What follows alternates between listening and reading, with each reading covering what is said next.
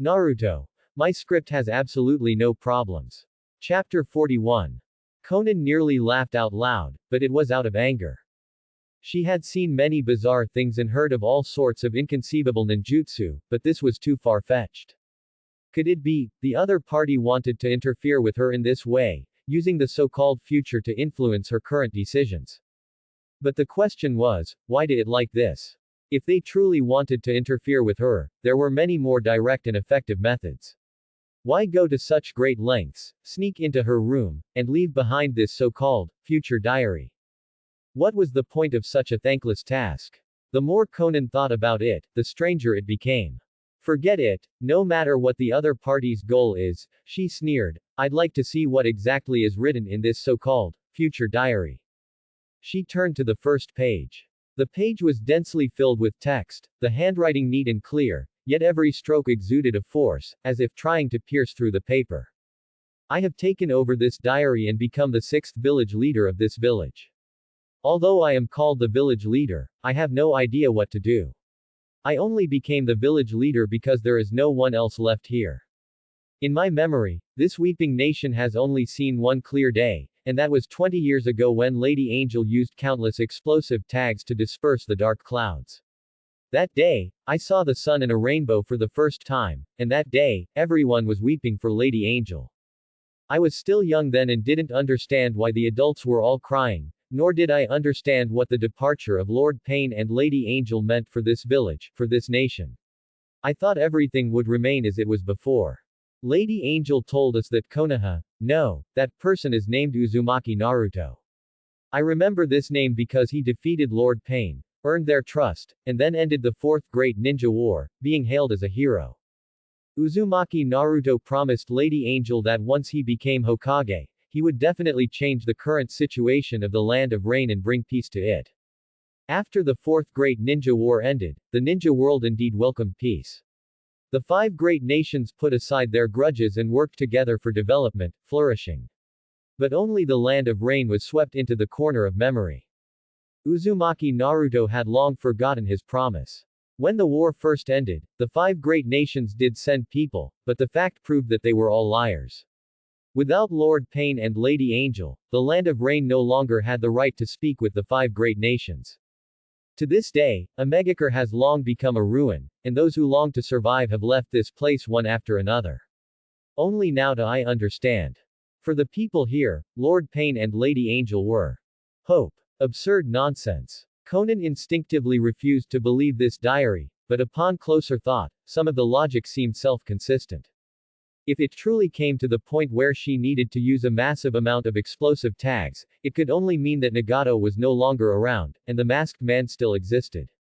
If Nagato was gone, she indeed had no confidence in becoming the new leader, and there was a possibility of placing hope in others. Her work and ideals all along had only been to become a bridge, supporting them in moving forward, supporting the arrival of peace. That mysterious masked man possessed spatial ninjutsu that granted immunity to attacks, but such an ability must have some limitations, just as her dance of the Shikigami couldn't freely change forms once stained with oil, and maintaining forms also required continuous chakra consumption. According to Conan's observation, the mysterious masked man was slower when shifting his own body compared to absorbing others, which might be one of his weaknesses. Furthermore, his ability to arbitrarily negate attacks must also have a time limit, but she had no further clues on the specifics. Next was the Fourth Great Ninja War mentioned in the diary, which was not difficult to deduce. If Nagato was gone, and she was also gone, then the actual controller of Akatsuki would fall into the hands of the mysterious masked man. And their common goal was to collect all 9-tailed beasts. Collecting tailed beasts meant being an enemy of the 5 great nations. Since Nagato would be defeated by Uzumaki, Naruto, it implied that the situation had already progressed to the point of collecting the 9 tails.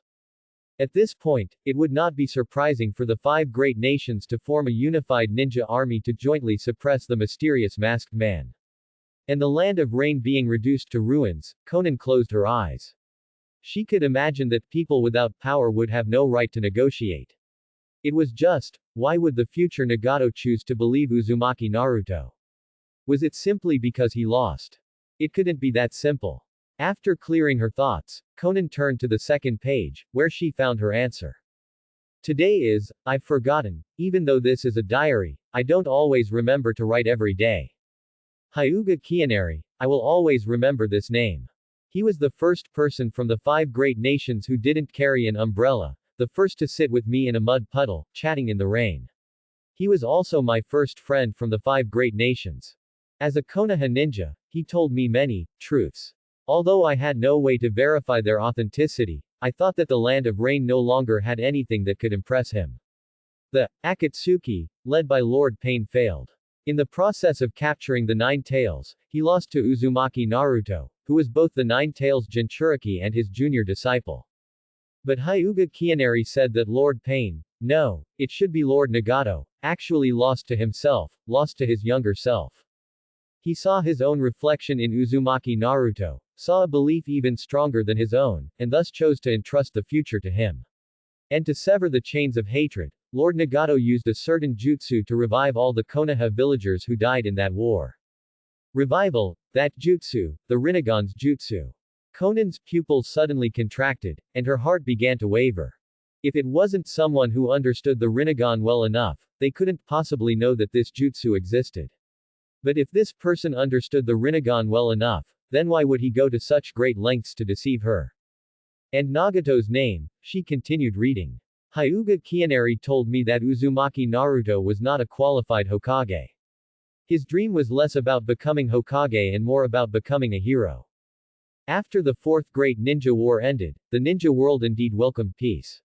Uzumaki Naruto finally received the recognition he had longed for, becoming a hero who broke the chains of hatred, beloved by all.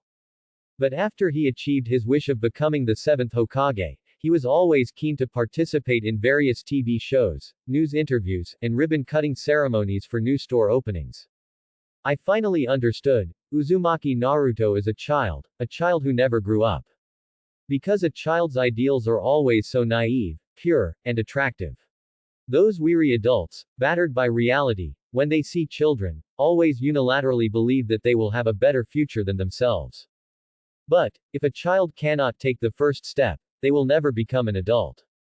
My younger self, so that's it, it's Master Jiraiya's philosophy. Perhaps recalling those beautiful memories, Conan's face blossomed into a gentle smile. As for Uzumaki Naruto, strictly speaking, he had already fulfilled his promise. After all, he only promised peace as the ending of the story. Just like Master Jiraiya's romance novels, the ending would only be set at the moment of marriage. As for whether life would be a mess after the sunshine, he didn't see it, so he wouldn't concern himself with it. Just as Hyuga Kianeri said in the diary. No one can order a 16-year-old who has become the strongest ninja in the world to do something he doesn't like. At least, the strongest in this world is a naive idealist, and from a certain perspective, Master Jiraiya's teachings were quite successful. Sigh. Conan sighed helplessly. So, should she show this diary to Nagato? After a moment of thought, she came to a conclusion. No. Because the mysterious masked man was still alive. Before finding a definitive way to kill him, if Nagato knew the contents of this diary, he would definitely go and kill the current Uzumaki Naruto. But in that case, if they failed one day in the future, no one would be able to stop that masked man. All of Akatsuki's actions were based on one premise, that they firmly believed the power of the Rinnegan was unrivaled. But now, the myth of the Rinnegan's invincibility was shattered, at least for her, it was already shattered. Yahiko's path failed, and Nagato's path also failed.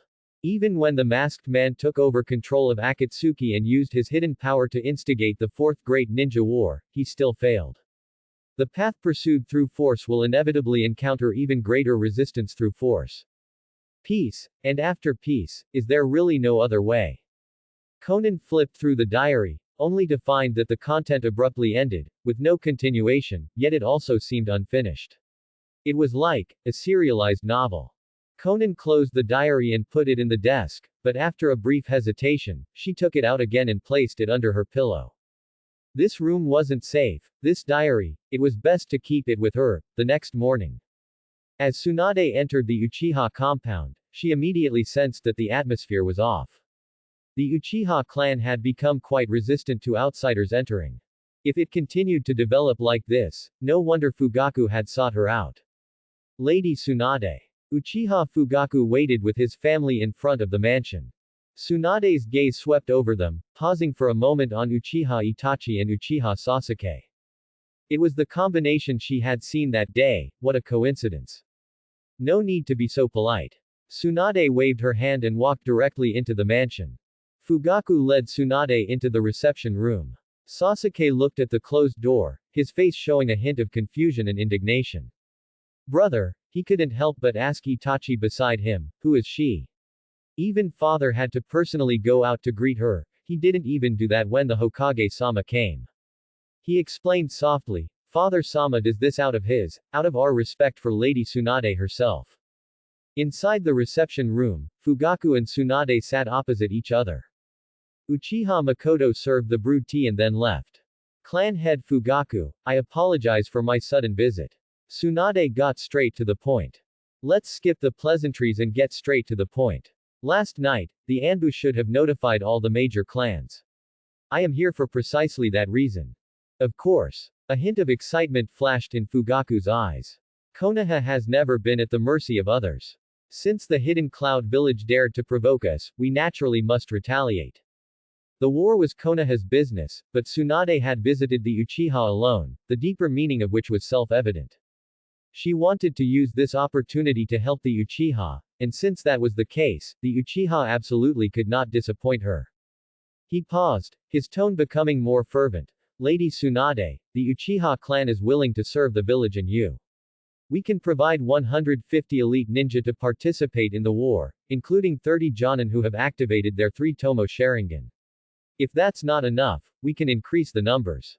No need. Tsunade's tone was very calm. Fugaku was stunned. I said, there's no need for the Uchiha to send so many ninja.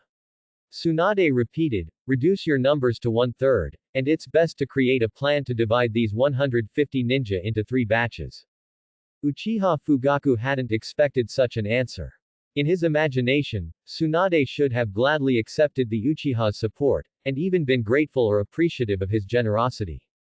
But she refused. Fugaku suppressed the doubts in his heart and tried to persuade her again. Lady Tsunade, with all due respect, facing a formidable enemy like the Hidden Cloud village, we should deploy as many elite troops as possible. The Uchiha clan is willing. I know the Uchiha clan is willing. Tsunade interrupted him again, her eyes sharpening. But this unit is mine, and you will do as I say. But if we don't achieve merits, how can the Uchiha? Fugaku was emotional, a heartfelt sentence blurted out and was forcibly cut off. He shouldn't have lost his composure like this. But, hope was clearly in sight, why would Tsunade extinguish it? The Uchiha had been ostracized by the Konoha elders for too long, and the resentment among the clan members was growing heavier. And this war, in his opinion, was an excellent opportunity. As long as they achieved military merits, the Uchiha's return to the center of power would no longer be a fleeting illusion, and the position of Hokage would no longer be out of reach. Tsunade didn't explain much. At the same time, her assertiveness was also to ensure that the first batch of Uchiha participating in the war would be obedient. The plan proposed by Hyuga Kianari was actually similar to what the first Hokage did when he disbanded the Senju clan. Forcibly integrating and melting ninja from different clans into this unit, ultimately, only one thing would bind them tightly together. Konoha, their common home. Therefore, Tsunade even kept it a secret from the third Hokage. If the truth of the plan were revealed, it would inevitably cause doubts and resistance among the various clans. After all, the Senju clan no longer existed. No one knew if this unit would achieve the same effect in the future. Tsunade suddenly chuckled and said with interest, Clan head Fugaku, my disciple once said something very interesting. Fugaku didn't know what she was implying, only replying, what? He said, life is like going to the toilet, good enough is good enough. So. Tsunade blinked, ending the conversation with a single sentence. I will transfer Uchiha Shisui to be my deputy. After all, the Uchiha and Hyuga are the 2 largest clans in Konoha, capable of fielding hundreds of elite ninja at once. In contrast, some smaller clans might not even be able to muster 100 ninja. The standard for elite here means activating the Sharingan for the Uchiha, and activating the Byakugan for the Hyuga. Regardless of the number of Tomo in the Sharingan or whether they have mastered the 8 trigrams 64 palms, as long as they have awakened their bloodline limit, they are considered elite compared to ordinary ninja and civilian ninja of the same rank. This speaks volumes about the strict hierarchy.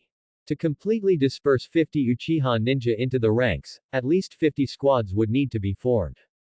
Based on the standard size of 3 to 4 people per squad, the total number of personnel in this mixed unit would be close to 200. In order to gather this many people without affecting the normal operation of Konoha village, Hiruzen Sarutobi even transferred a portion of the Anbu into the unit. Handing over such a substantial asset to Tsunade shows considerable trust in her. The unit was assembled. At this moment, what was our commander, Lady Tsunade, doing? Kiyomaru. Kiyomaru. Promise me, you absolutely must master this jutsu as quickly as possible. Tsunade pulled out a massive scroll and urged Hyuga Kiyomaru to sign his name on it. This scroll was none other than the summoning contract scroll for Shikatsu Forest, one of the 3 great sage regions of the ninja world. Shikatsu Forest, Mount Myoboku, and Ruchi Cave. These are the 3 places in the ninja world that possess methods for cultivating natural energy, and the indigenous species living there are not human, but slugs, toads, and snakes, respectively. The difference is that Shikatsu Forest is not a gathering place for slugs, but rather home to only one slug, whose name is Katsuyu. The slugs summoned by successive contractors are all parts of Sage Katsuyu. The more chakra input, the larger the portion summoned. I've already spoken with Sage Katsuyu. If you are ever in danger, use the summoning jutsu to activate this mark, and Sage Katsuyu will use the reverse summoning jutsu to transfer you to Shikatsu Forest. And one more thing. Until you have completely mastered the summoning jutsu, absolutely do not use it carelessly. Otherwise, you'll end up like that idiot Jiraiya, being sent to some strange, random place. Feeling it wasn't safe enough, she emphasized the warning by saying, absolutely, 3 times. Hyuga Kiyomaru signed his name on the scroll, accepted the smaller scroll containing the details of the summoning jutsu, and nodded his head incessantly like a chick pecking at rice. Only then could Tsunade leave with peace of mind. The efficiency of ninja during missions is truly remarkable. The orders were given last night, and by the next morning, the unit was ready to depart. Tsunade stood at the very front of the formation. As agreed, her 2 deputies, Shizune and Uchiha Shisui, stood behind her. Shisui was wearing his Anbu attire but had removed his mask, revealing a face full of youthful vigor. Tsunade surveyed the neat ranks before her and nodded in satisfaction. Everyone, listen up. Her voice was clear and powerful, projecting her authority among the younger generation for the first time since she had left the village so many years ago. Objective: the northeastern border of the Land of Fire. Move out. Ninja did not have the custom of shouting rousing cheers. They silently transformed into streaks of black shadows, following closely behind Tsunade and disappearing into the dense forest outside the village. Throughout the journey, the ninja maintained silence, broken only by the continuous sound of countless footsteps leaping across the tree branches. Unless they faced an immediate need for battle, ninja generally did not stop while marching. For them, running for an entire day was no big deal. If they got tired or hungry, they simply took a military ration pill to sustain themselves. It wasn't until dusk that the unit finally reached its destination. It was a wide, open clearing in the forest with good visibility, surrounded by several temporarily constructed wooden buildings. Clearly, Konoha ninja had been stationed here before. Tsunade turned around, and all eyes focused on her, awaiting orders. Before we begin our rest, Tsunade began slowly, I have some things I need to tell you. These are very important, so I hope you listen carefully.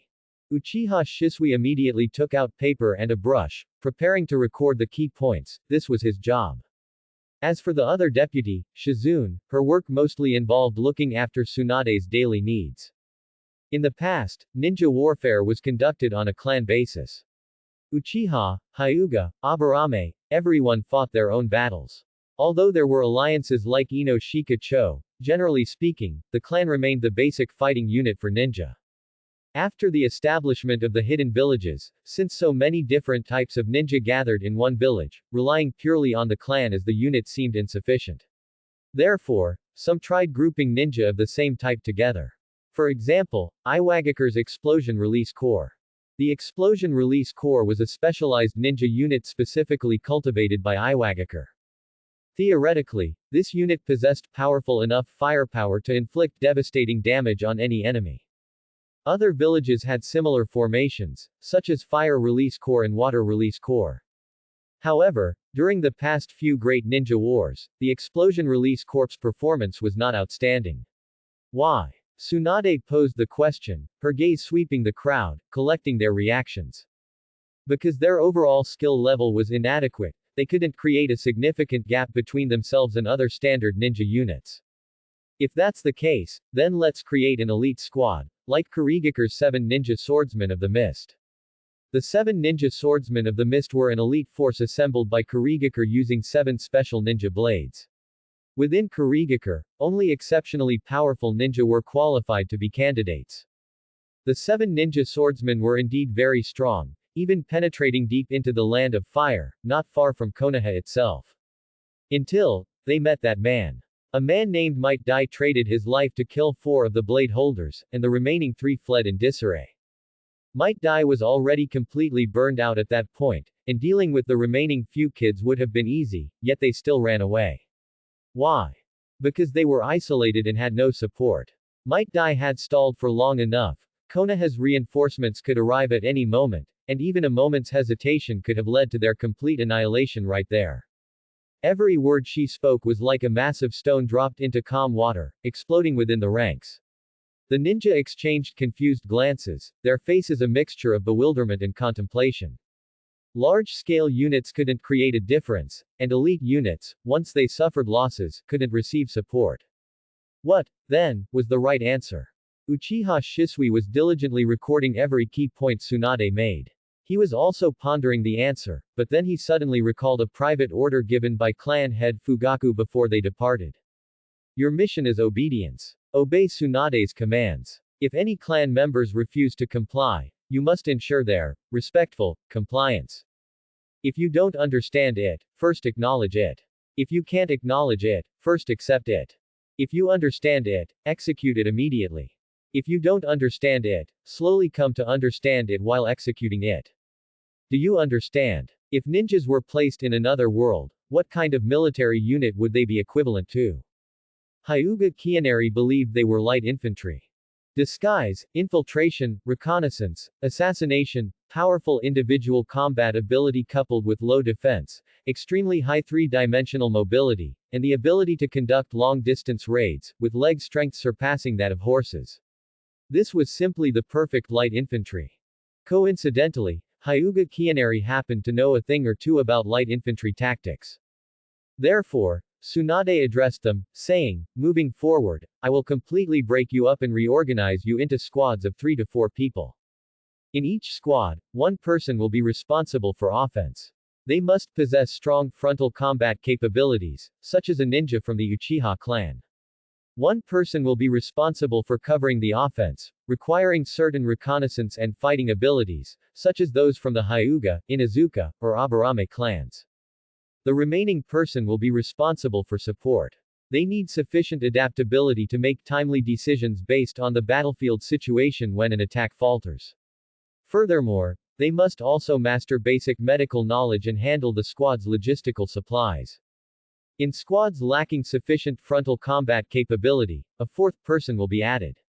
At this point, a combat unit capable of operating independently will be formed. The moment this was said, the previously silent and orderly ranks immediately stirred with unrest. Some ninjas displayed expressions of surprise and confusion. Breaking up and reforming teams meant fighting alongside unfamiliar people. With the battlefield imminent, was making such a sudden decision truly appropriate? Tsunade spread her hands and pressed them down, signaling them to quiet down. I am the commander of this force. You only need to follow my orders. Any responsibility will be borne by me. She then continued to elaborate on the tactical structure. Moving up, every 3 squads will be organized into a company. The roles assigned to each squad remain the same.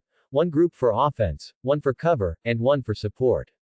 Each company will be commanded by an experienced company commander, a role to be filled by a Jonin.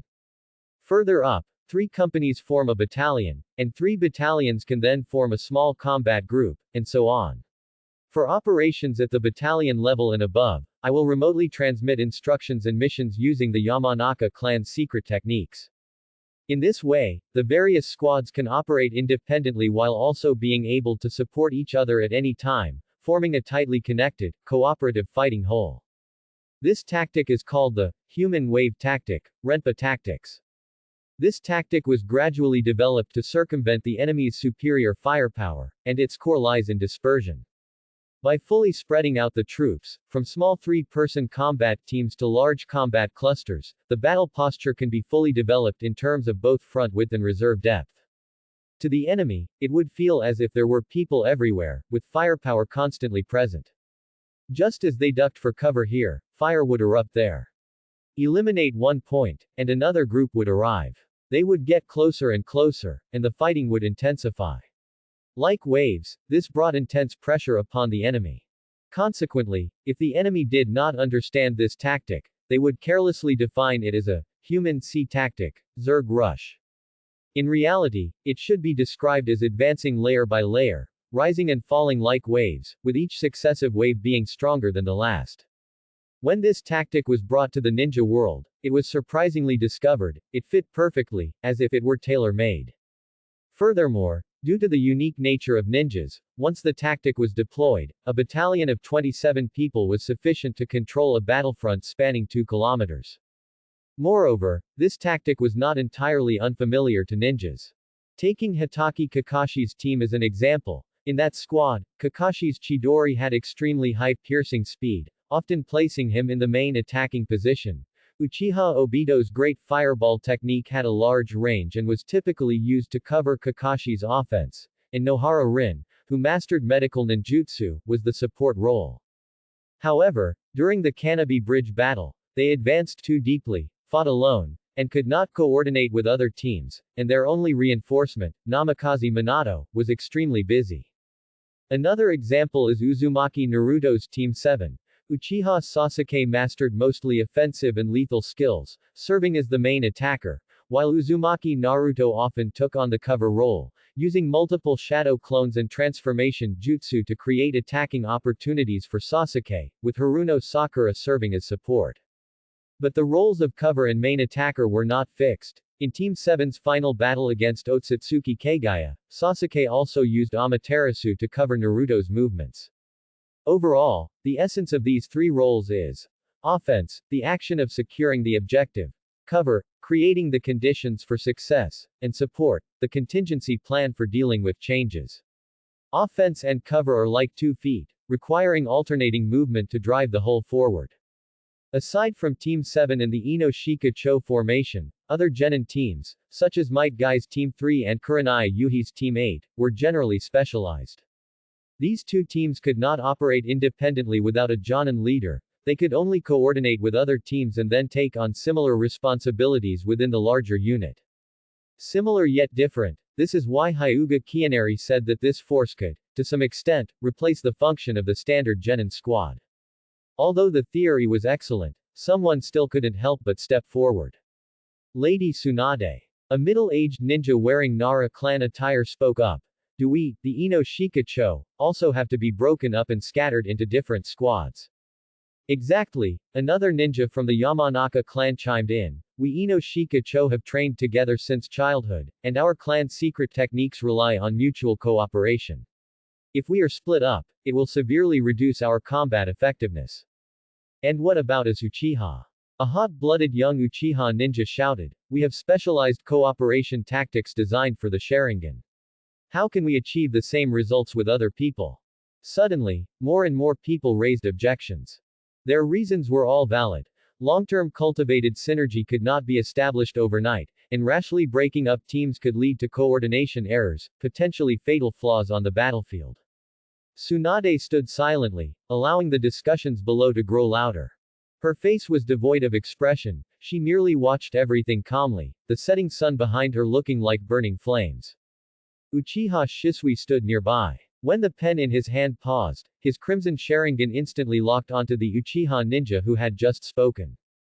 Just as he was contemplating what to do, Tsunade moved. She did not speak, her hands still crossed over her chest, but she slightly raised one index finger.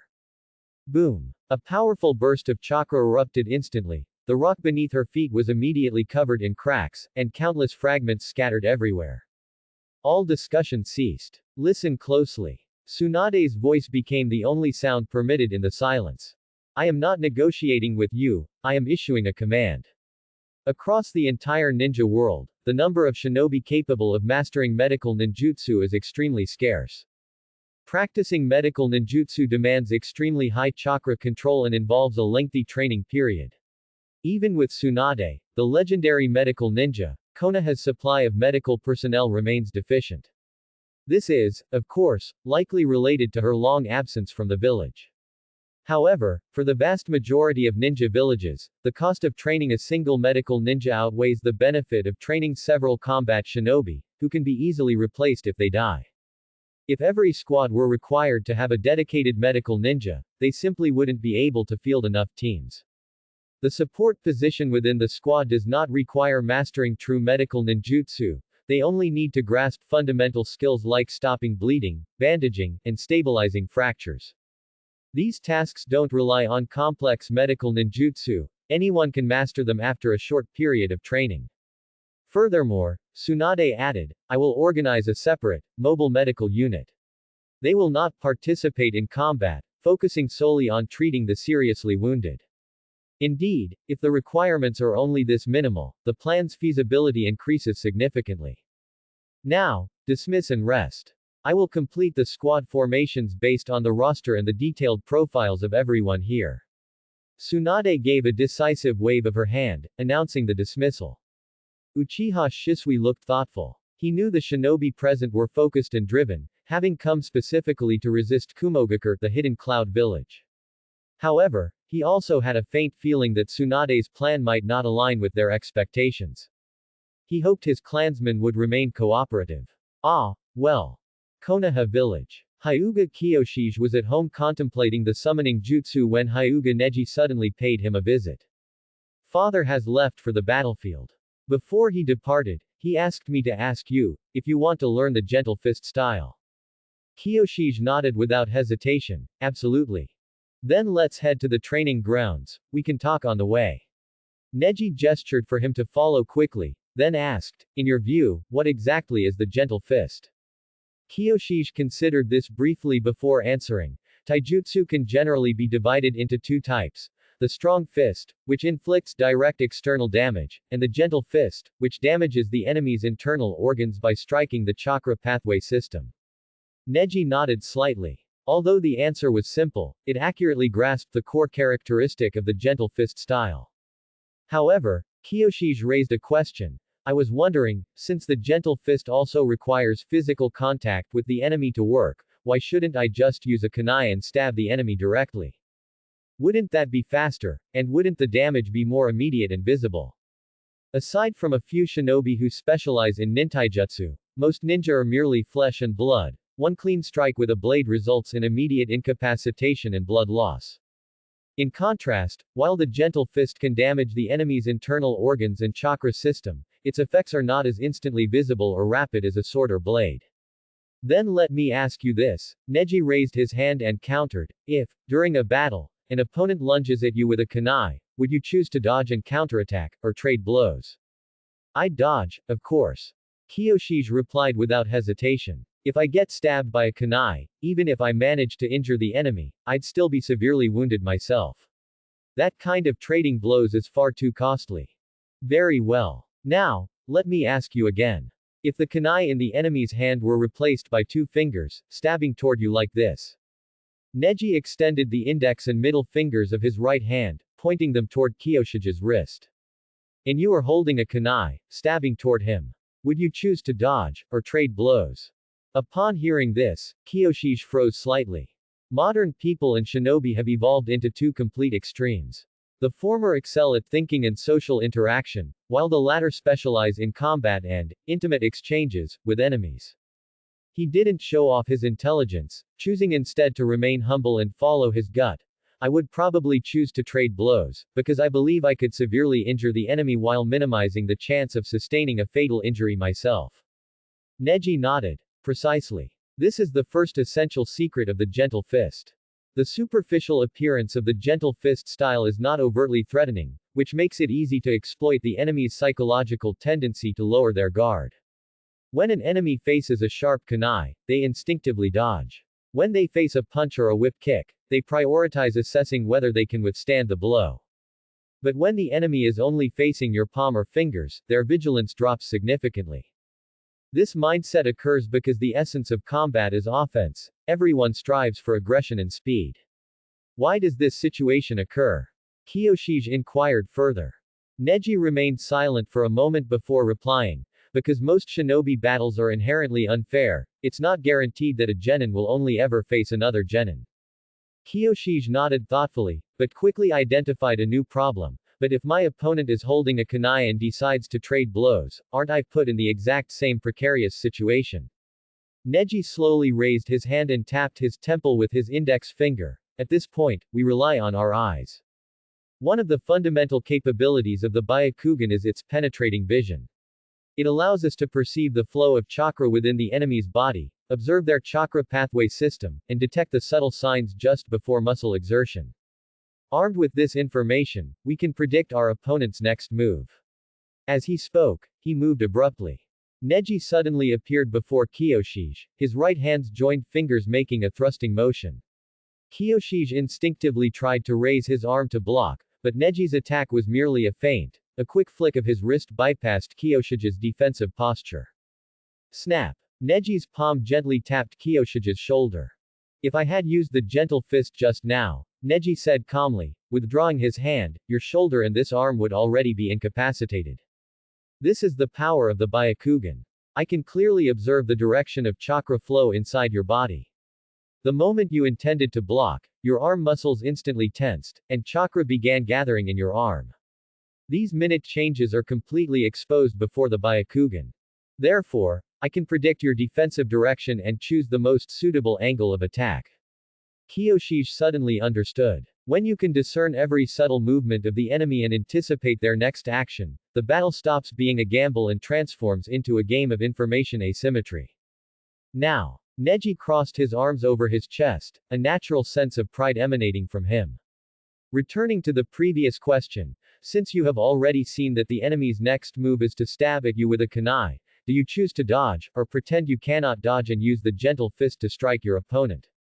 The answer was obvious. I would pretend I couldn't dodge, Kyoshige answered confidently. The Hyuga clan's combat style is a psychological battle. The gentle fist and the Byakugan are mutually dependent and indispensable. Without the Byakugan, the gentle fist is merely a close-quarters taijutsu with unremarkable damage. Without the gentle fist style, the Byakugan is just a simple tool for observation. For example, Ao of Kurigakure couldn't utilize the Byakugan he stole in combat, he could only use it for intelligence gathering. However, those who grasp this fundamental essence are extremely rare. The vast majority of the Hyuga clan merely follow the rigid steps of practicing the gentle fist, stiffly executing the 8 trigrams 64 palms after activating the Byakugan. If Kyoshige and Neji weren't on such good terms, Neji probably wouldn't have bothered explaining this much. Mastering one principle leads to mastering all others. Several ingenious ideas instantly flooded Hyuga Kyoshige's mind. This fighting approach could even be applied to archery. No wonder the saying, the true secret lies in a single sentence, exists. Hyuga Kyanari stood drenched in sweat in the center of the clearing, assuming the starting stance for the gentle fist. Outwardly, the posture was nearly identical to the one Hyuga Neji had demonstrated. He then took a sharp step forward, his right palm shooting out like an arrow, aiming directly at Neji's chest. Clap. Neji, with his left hand behind his back, extended his right hand and intercepted Kyanari's palm. Kyanari attempted to attack repeatedly, but Neji saw every one of his movements clearly, effortlessly deflecting them all with just one hand. The sparring ended. Kyanari shook his head, breathing heavily. It's no use.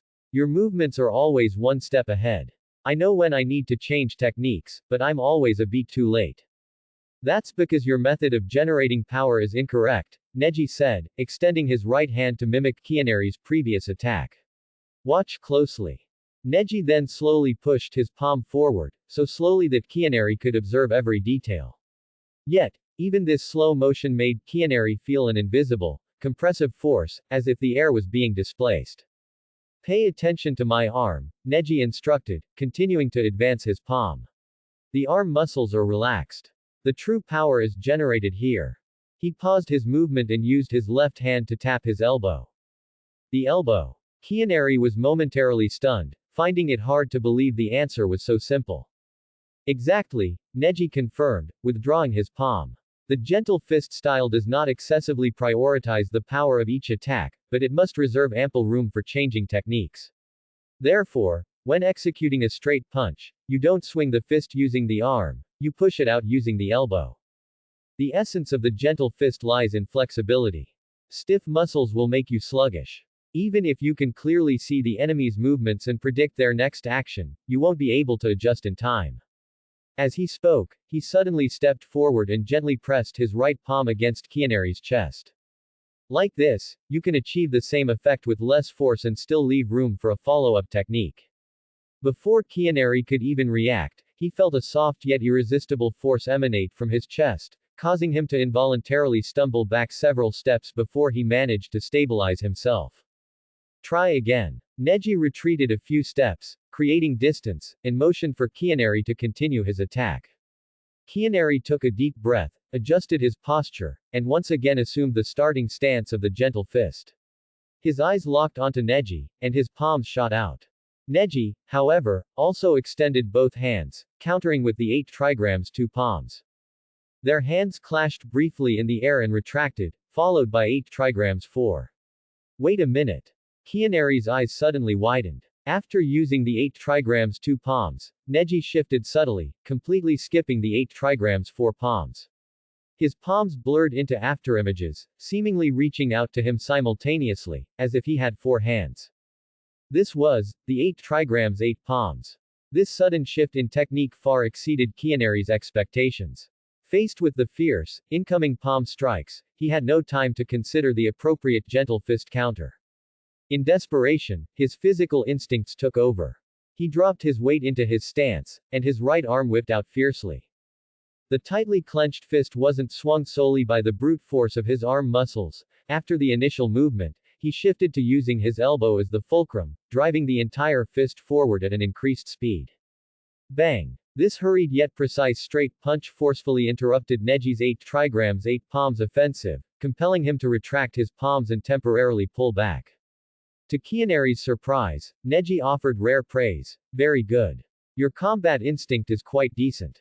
That worked. Kianeri was confused. That entire sequence was nothing more than a subconscious reaction after his brain had completely given up on conscious thought. Could it be that abandoning conscious thought is the secret to combat? That is sufficient, Neji nodded. As we just discussed, whether it's the gentle fist or the Byakugan, the fundamental nature of the Hyuga clan's combat is to ensure that others cannot see through your movements while you can see through theirs. As long as you meet that condition, what does it matter if you mix steel fist techniques into the gentle fist? The only drawback is that if certain members of the main house see it, they might scold you for disrespect and breaking the rules. Take the 8 trigrams 64 palms, for example. Most Hyuga clan members believe this combination technique must be executed flawlessly in one continuous sequence, always worrying about how the 2 palms lead to the 4 palms, and the 4 palms lead to the 8 palms. Hinata is exactly like this, she focuses too much on the technique itself. Ultimately, the 8 trigrams 64 palms is merely the fastest method developed by our ancestors to strike 64 major chakra points. When fighting an opponent who understands the gentle fist, changing the order of the strikes can always yield unexpected results. You could even perform the sequence backward. Hyuga Kianeri. 666. He's not even trying to hide it. Is this the world that geniuses inhabit? At an age when others can barely perform the 8 trigrams 64 palms fluidly, Neji is already contemplating how to improve the technique. While others are still painstakingly practicing the basics, Neji has already self-taught and mastered the Hyuga clan's ultimate secret technique, rotation. While others are still adhering to tradition, Neji has already created his own 8 trigrams 128 palms. This kind of disparity truly cannot be bridged by effort alone. Kianeri suddenly thought of someone else, Uchiha Sasuke. Sasuke put in tremendous effort to master the great fireball technique. He trained hard for days, practicing hand signs, condensing chakra, and spitting fire from dawn till dusk, even scalding the skin on his face from the intense heat of the flames. But what about Uchiha Itachi? He merely watched his father, Uchiha Fugaku, demonstrate it once and was able to replicate it perfectly. To ordinary people, Sasuke was already considered a genius. But in his own eyes, only an existence like Itachi truly deserved the title of genius. The gap between people is sometimes truly wider than the gap between a person and a dog. Members of the Inuzuka clan can fuse with their dogs, but can you fuse with a genius to glimpse their world? Wait a minute. Hyuga Kianeri slightly narrowed his eyes. It seemed, he actually could. After bidding farewell to Neji, he locked himself in his room and began to examine the abilities he was most lacking. Was it combat instinct, tactical thinking, or perhaps, comprehension ability? A few minutes later, he added a small setting for the character, Hyuga Kianeri, in his script, consuming only 30 correction points. The instant the correction points were successfully paid, Kianeri immediately felt a strange clarity surge into his mind, as if the fog before him had been lifted. He retrieved an arrow from beneath his bed and attempted to channel chakra. A faint blue chakra glow flowed out from the pressure points in his hands, quickly covering the entire arrowhead. However, the moment he relaxed his fingers, the chakra on the arrow instantly vanished, like water without a source. Kianeri stared intently at the arrow, the principles of the gentle fist revolving in his mind. The essence of the gentle fist is injecting one's chakra into the enemy's body through their pressure points. As long as the chakra is injected, it causes internal organ damage. Point striking is primarily used to block the flow of the chakra pathway system, hindering the enemy's movement and creating opportunities for subsequent attacks. But what if the first encounter must be the decisive battle? With this thought, his train of thought suddenly became clear. If I replace this arrow with chakra metal, would it be able to maintain the injected chakra even after being fired? This idea branched out into even more possibilities. If that's possible, what if I replaced the arrows with something else? Small, hard to detect needles, or perhaps faster, harder to dodge bullets. But new problems immediately arose. But if that's the case, manufacturing cost is a serious problem. If I can't achieve saturation fire, what is the point of creating firearms? Furthermore, ordinary thermal weapons, before being deployed on a sufficient scale, struggle to inflict effective damage on shinobi. Wait, am I getting off topic? This is so frustrating. He muttered, scratched his head, walked to his desk, and quickly wrote down all his recent ideas. Having too many inspirations is a burden in itself. The night was deep in the courtyard of the Hyuga compound. Hinata sat alone in her room, gazing at the moon outside the window and humming a cheerful tune. 3 days had passed since she last used the simulator, and the cooldown period was about to end. Hinata gripped a corner of the notebook and took a deep breath. The experience of the last simulation still felt vivid, but now, the Kumogakure delegation had departed, Konoha had given a strong response, and Uncle Hazashi had evaded the main house elders. So this time, what would she see in this new future? She opened the notebook's cover page and started the simulation. Life Simulator activating. Konoha Year 54. Under the strict demands of my father, Hiyashi, I continued my diligent training. My progress this year has been very significant, and father is increasingly satisfied with my performance. I tried to inquire about the situation with Kumogakure and the border, but I failed to obtain any useful information. Konoha Year 55. News of scattered conflicts arrived from the border. Kumogakure, unwilling to show weakness, also deployed troops to the border. It is said that there were some minor skirmishes with Lady Tsunade's forces, but the overall situation remains within control. At the end of the year, the first batch of branch house members who had been guarding the border returned to the compound, while the second batch departed gradually after the new year. This news did not cause much disturbance within the Hyuga clan. Father merely glanced at the casualty report before setting it aside. The next day, father took me to visit Uncle Hazashi, who had just returned to the village. During our brief time together, I vaguely sensed that Uncle Hazashi seemed to have undergone some change. The look in his eyes when he gazed at Neji and me became increasingly complex. Konoha year 56. Father told me that I would soon have a younger sister or brother. Also, next year I would begin studying at the Ninja Academy. At the end of the year, the second batch of clan members guarding the border also returned, and the third batch was about to depart. Unexpectedly, Uncle Hazashi, who was not on the list this time, proactively requested father to let him go to the border. Father refused, and the two erupted into an argument, ending in a bitter separation. I noticed that more and more clan members were changing, and a sense of unease welled up in my heart. I vaguely felt that something major was about to happen. Currently, I have three options. 1. Seek out Kiyoshi's-kun and investigate privately. 2. Inform father and initiate a public investigation. 3. Seek out Neji Ni-san and ask him directly. Hinata looked up, blinking blankly. What exactly happened?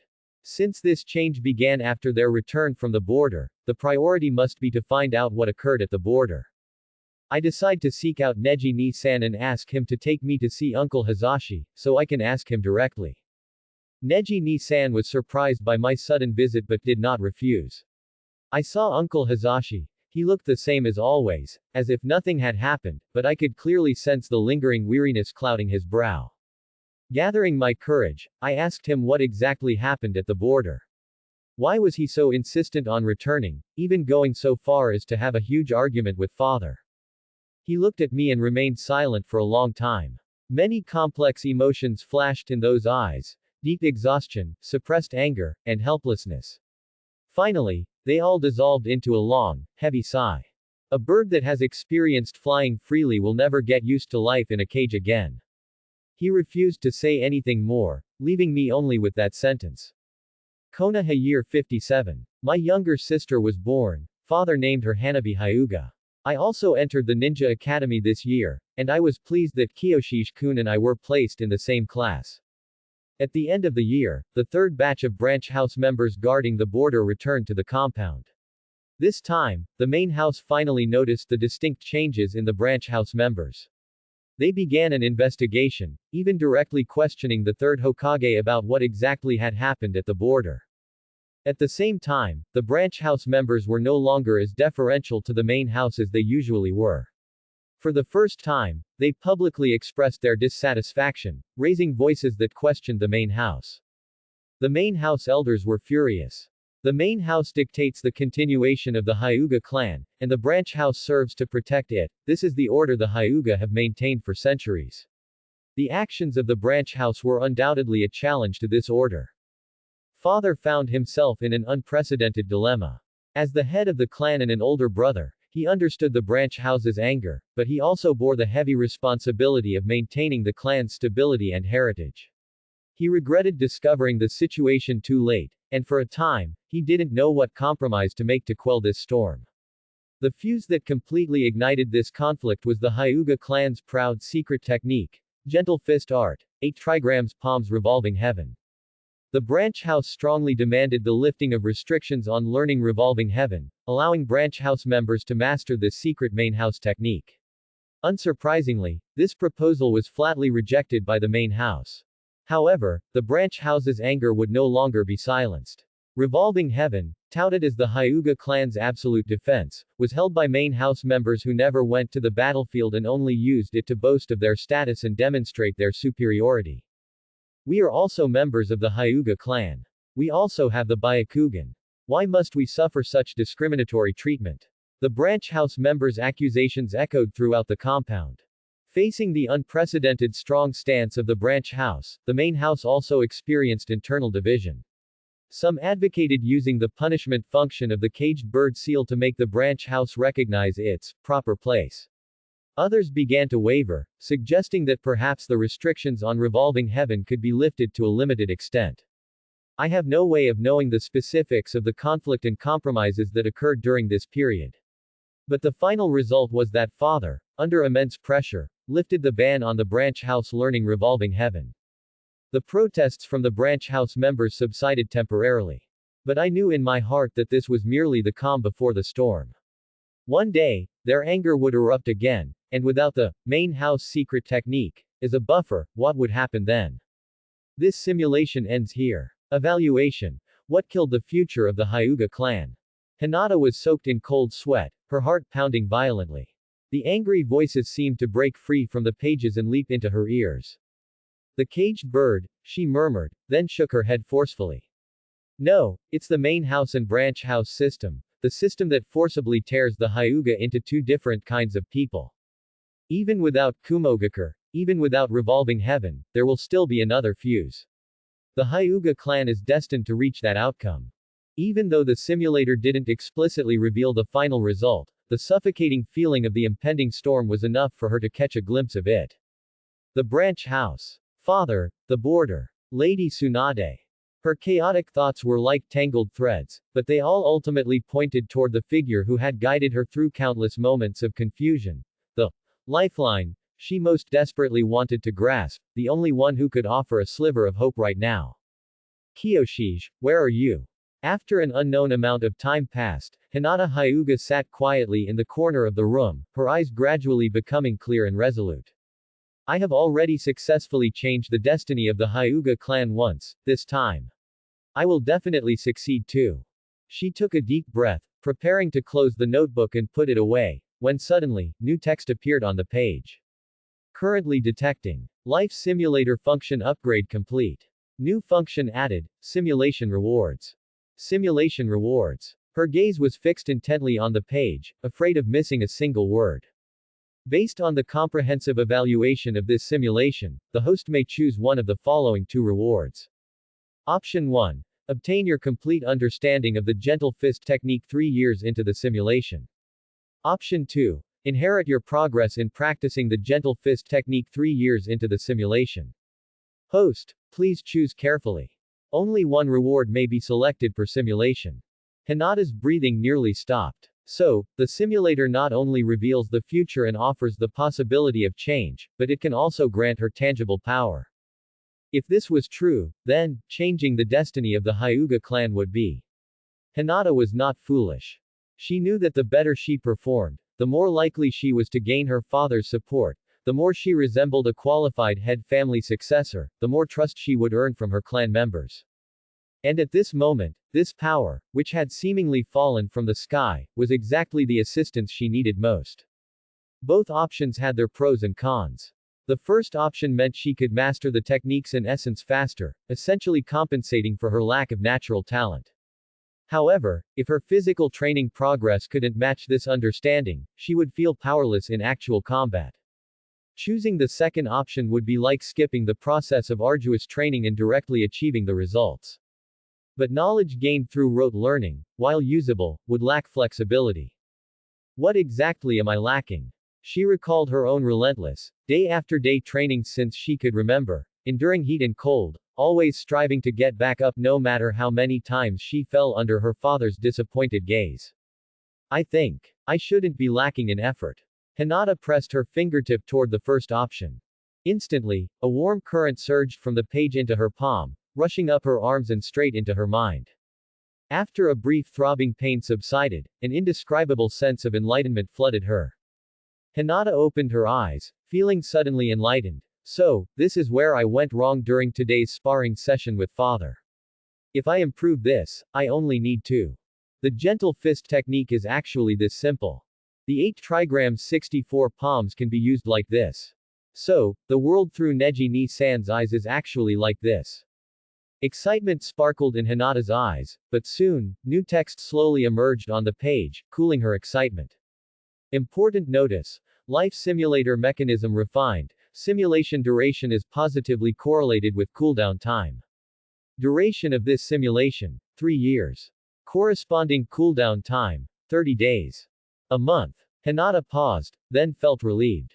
If she could gain such powerful strength with every simulation, then a 1-month cooldown period was understandable. I am no longer the person I used to be. Hinata closed the notebook and put it away, then took out paper and pen to make a brief plan. When facing a problem, I cannot just sit back and wait for disaster. Just as Kyoshi taught me, first determine the goal, which is to change the predetermined destiny of the Hyuga clan. Next is determining the direction. It's investigating the truth about the border. I need to break the large goal down into smaller goals, starting with what I can handle. Since Lady Tsunade is in charge of the border, therefore, I still need to go see Kyoshi. Meanwhile, Hinata Kyoshi opened his eyes, a satisfied smile playing on his lips. Finally, she took the bait.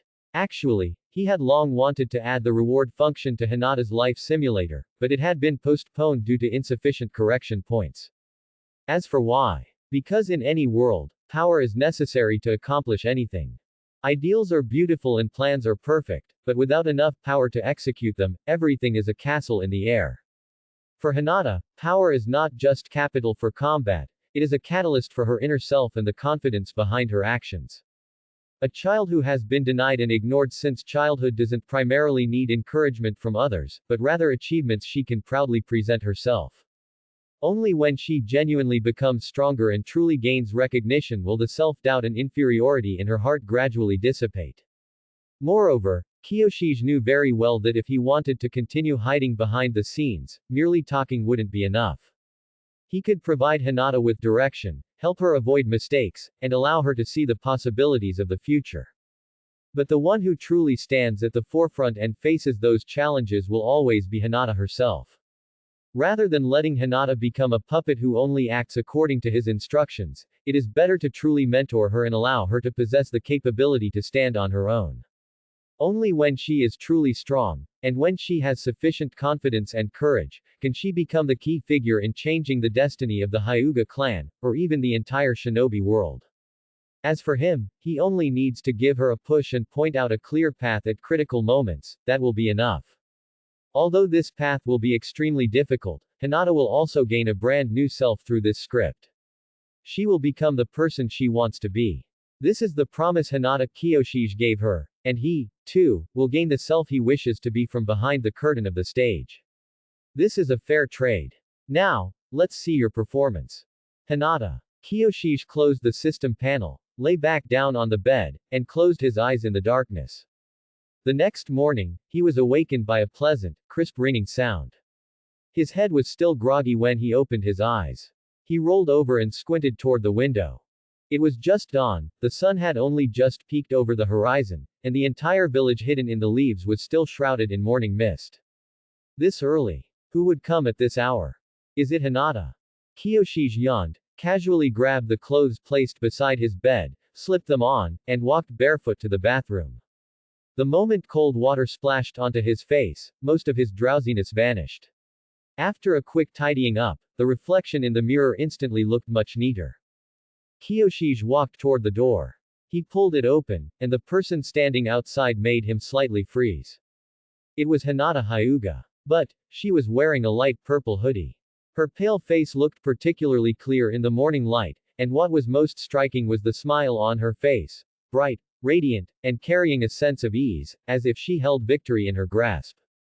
Kyoshi, good morning. Hinata's voice was soft, carrying more vitality than usual. Good morning, Hinata. Kyoshi replied, his mind rapidly assessing the situation. He had anticipated seeing Hinata in various states, nervous, sad, or immediately asking for his help, but he had never imagined a scene like this.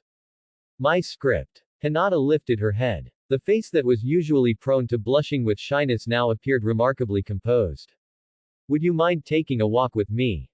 On the streets of Konoha village in the early morning, the lingering mist had not completely dissipated. Most of the shops lining the streets were still closed, with only a few breakfast stalls emitting an inviting aroma. Hinata Hyuga walked beside him, her steps light, yet she remained silent. From time to time, she would turn her head to look at the person next to her, her eyes holding an emotion he couldn't quite decipher. Hyuga Kyoshi could clearly feel her gaze, but whenever he intentionally met her eyes, Hinata would immediately turn her head away, pretending nothing had happened. Just as Kyoshi was pondering how to break the subtle silence, a clear and resonant voice suddenly came from ahead.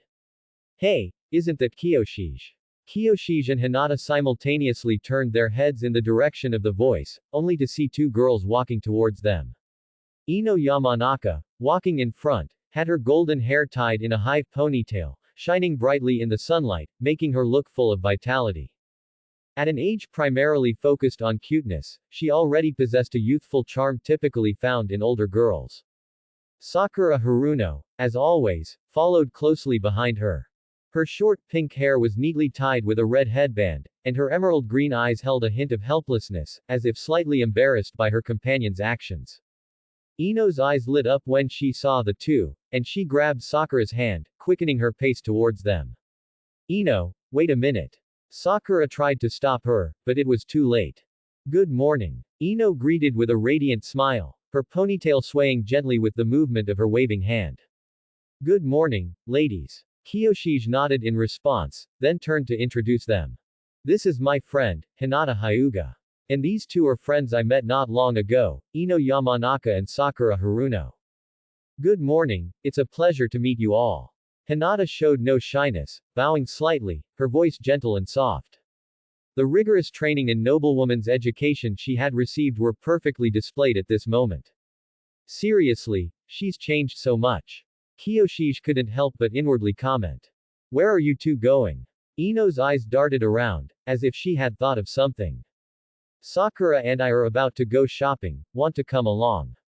Huh. Sakura was taken aback, then quickly leaned in and whispered, Ino, aren't we supposed to go?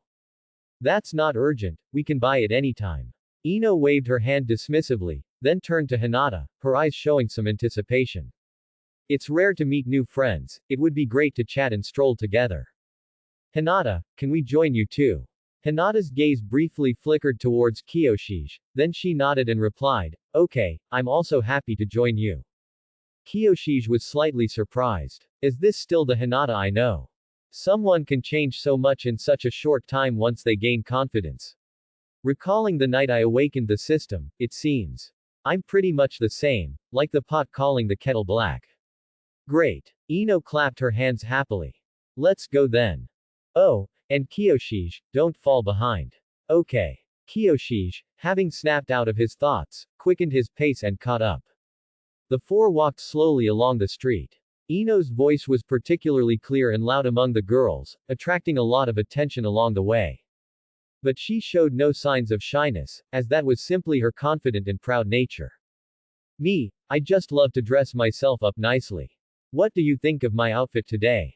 As Ino spoke, she deliberately twirled lightly, her smile confident and bright. Sunlight streamed down, and her high golden ponytail traced a dazzling arc in the air. Her orange short-sleeved shirt and beige trousers were simple and fresh, coupled with her unique side bangs and high ponytail. Although her attire was simple, the color coordination and style choices were very appropriate, making her look a bit more mature, but it suited her perfectly. Thinking back to Ino in the original story, it seemed she had always been Konoha's fashion trendsetter. Ino is very good with colors and coordination, she's amazing, Sakura added from the side. Of course, Ino puffed out her chest proudly. Some ideas I got from flower arranging, and some I learned from fashion magazines. Fashion magazines? Hinata asked curiously. You don't know yet. Ino's eyes instantly lit up, clearly having hit on her favorite topic. Just the day before yesterday, a batch of fashion magazines suddenly appeared in Konoha. They say it's the most fashionable thing in the capital of the Land of Fire. Not only do nobles love them, but they were incredibly popular in Konoha as soon as they launched, already completely sold out. Inside, there are many explanations about clothing coordination. Each color has its meaning, and each cut has its own intricacies. For example, purple represents nobility and mystery, red represents passion and power, blue represents calmness and wisdom. According to the owner, the second batch of goods will arrive in Konoha today, which is why I left early this morning.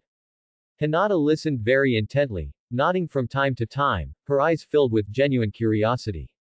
These were all things she had never encountered before, and hadn't even had time to think about. How did I end up doing all the talking? I'm a bit thirsty. Ino suddenly turned to Sakura. Sakura, you say something too. I don't really understand fashion and such, Sakura said, awkwardly fiddling with the hem of her clothes. But speaking of flower arranging, I actually tried to learn it too. You kept talking about flower art before, so I thought I'd give it a try. I even specifically borrowed a few books on flower arranging to read, learning about different types of flowers, principles of arrangement, and so on. As she spoke, a hint of a helpless smile appeared on her face. But, I really couldn't get to like it. Why? Hinata leaned forward slightly, curious. How should I put it? Sakura thought for a moment, her emerald eyes looking into the distance.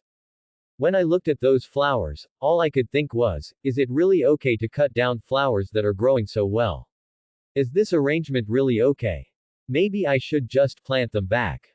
That kind of beauty and artistic conception, I really couldn't grasp it. To me, flowers are just flowers, plants are just plants. I can't see the poetry behind them like Ino can. Ino listened, and couldn't help but sigh with a touch of disappointment. Sakura, you're just too serious. Art requires sensibility. If you always analyze it rationally, of course you won't feel the beauty. Perhaps. Sakura gave a bitter smile. Then what are you truly interested in? Hinata asked gently. Well, Sakura's eyes lit up. I prefer reading. I like to read all sorts of books. Historical stories and legends of the ninja world, local customs and traditions from various places, and also science books, especially those related to ninjutsu theory. Ino rolled her eyes. All right, bookworm Sakura, your academic report can end now. It's not an academic report. Sakura retorted indignantly, her cheeks slightly puffed out.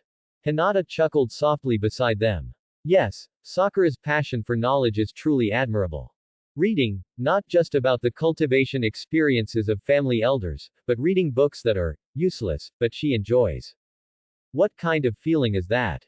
What would father react if he knew I did that?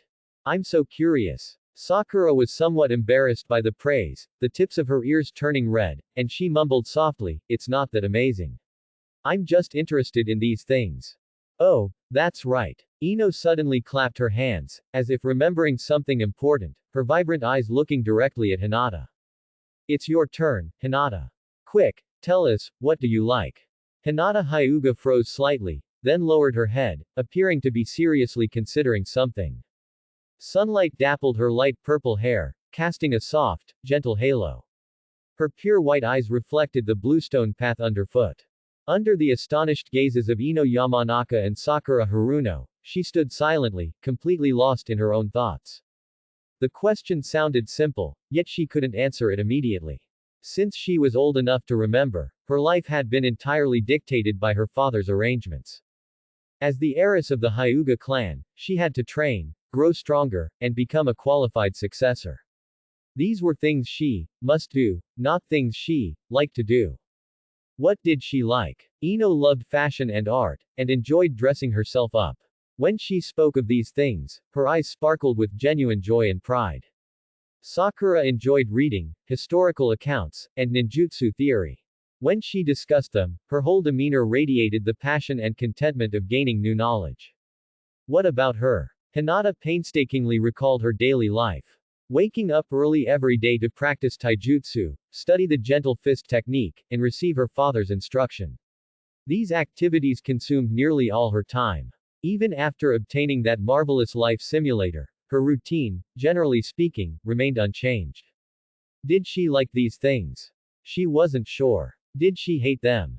She wasn't sure about that either. Training was arduous, and her father's standards were incredibly high. She constantly failed to meet his expectations, leaving frustration and self-doubt as her constant companions. But, she recalled the moments following her training sessions. When she finally mastered a new technique after relentless practice, when she felt she had improved just a little bit from the day before, when her father's rare words of praise finally arrived, that sense of accomplishment and satisfaction was equally real and joyful. Hinata. Ino's voice snapped her out of her contemplation. Hinata raised her head, meeting their gazes, which were filled with concern and curiosity. What's wrong? What were you thinking about? She shook her head, indicating she was fine. I suppose I like training. Training. Ino cocked her head, slightly confused. Do you mean studying ninjutsu?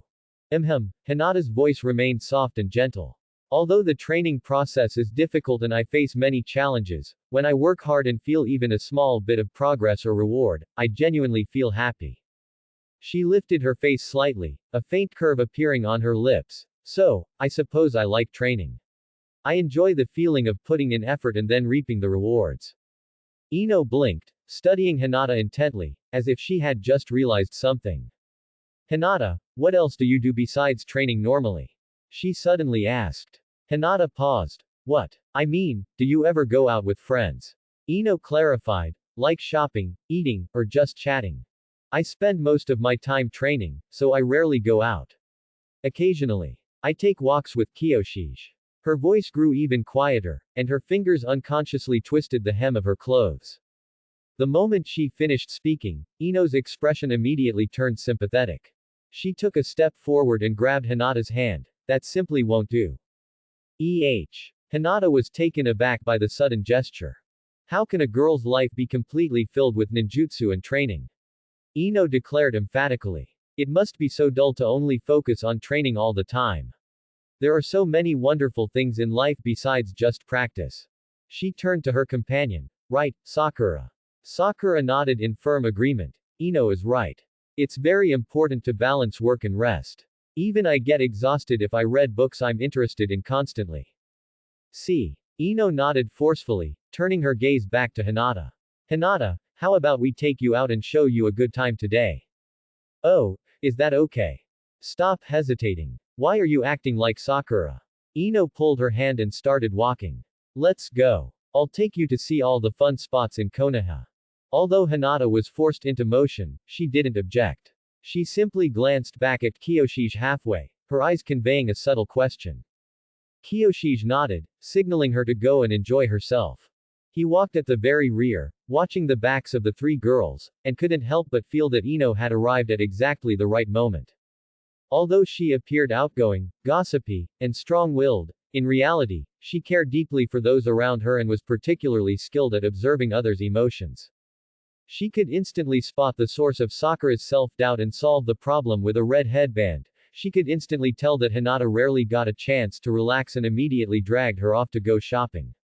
She truly lived up to her reputation as the famous caring older sister from the original story. This level of consideration and enthusiasm was genuinely impressive. Sometimes, it seemed, girls' problems were best handled by girls themselves. Up ahead, Ino was enthusiastically pointing out the shops lining both sides of the street to Hinata.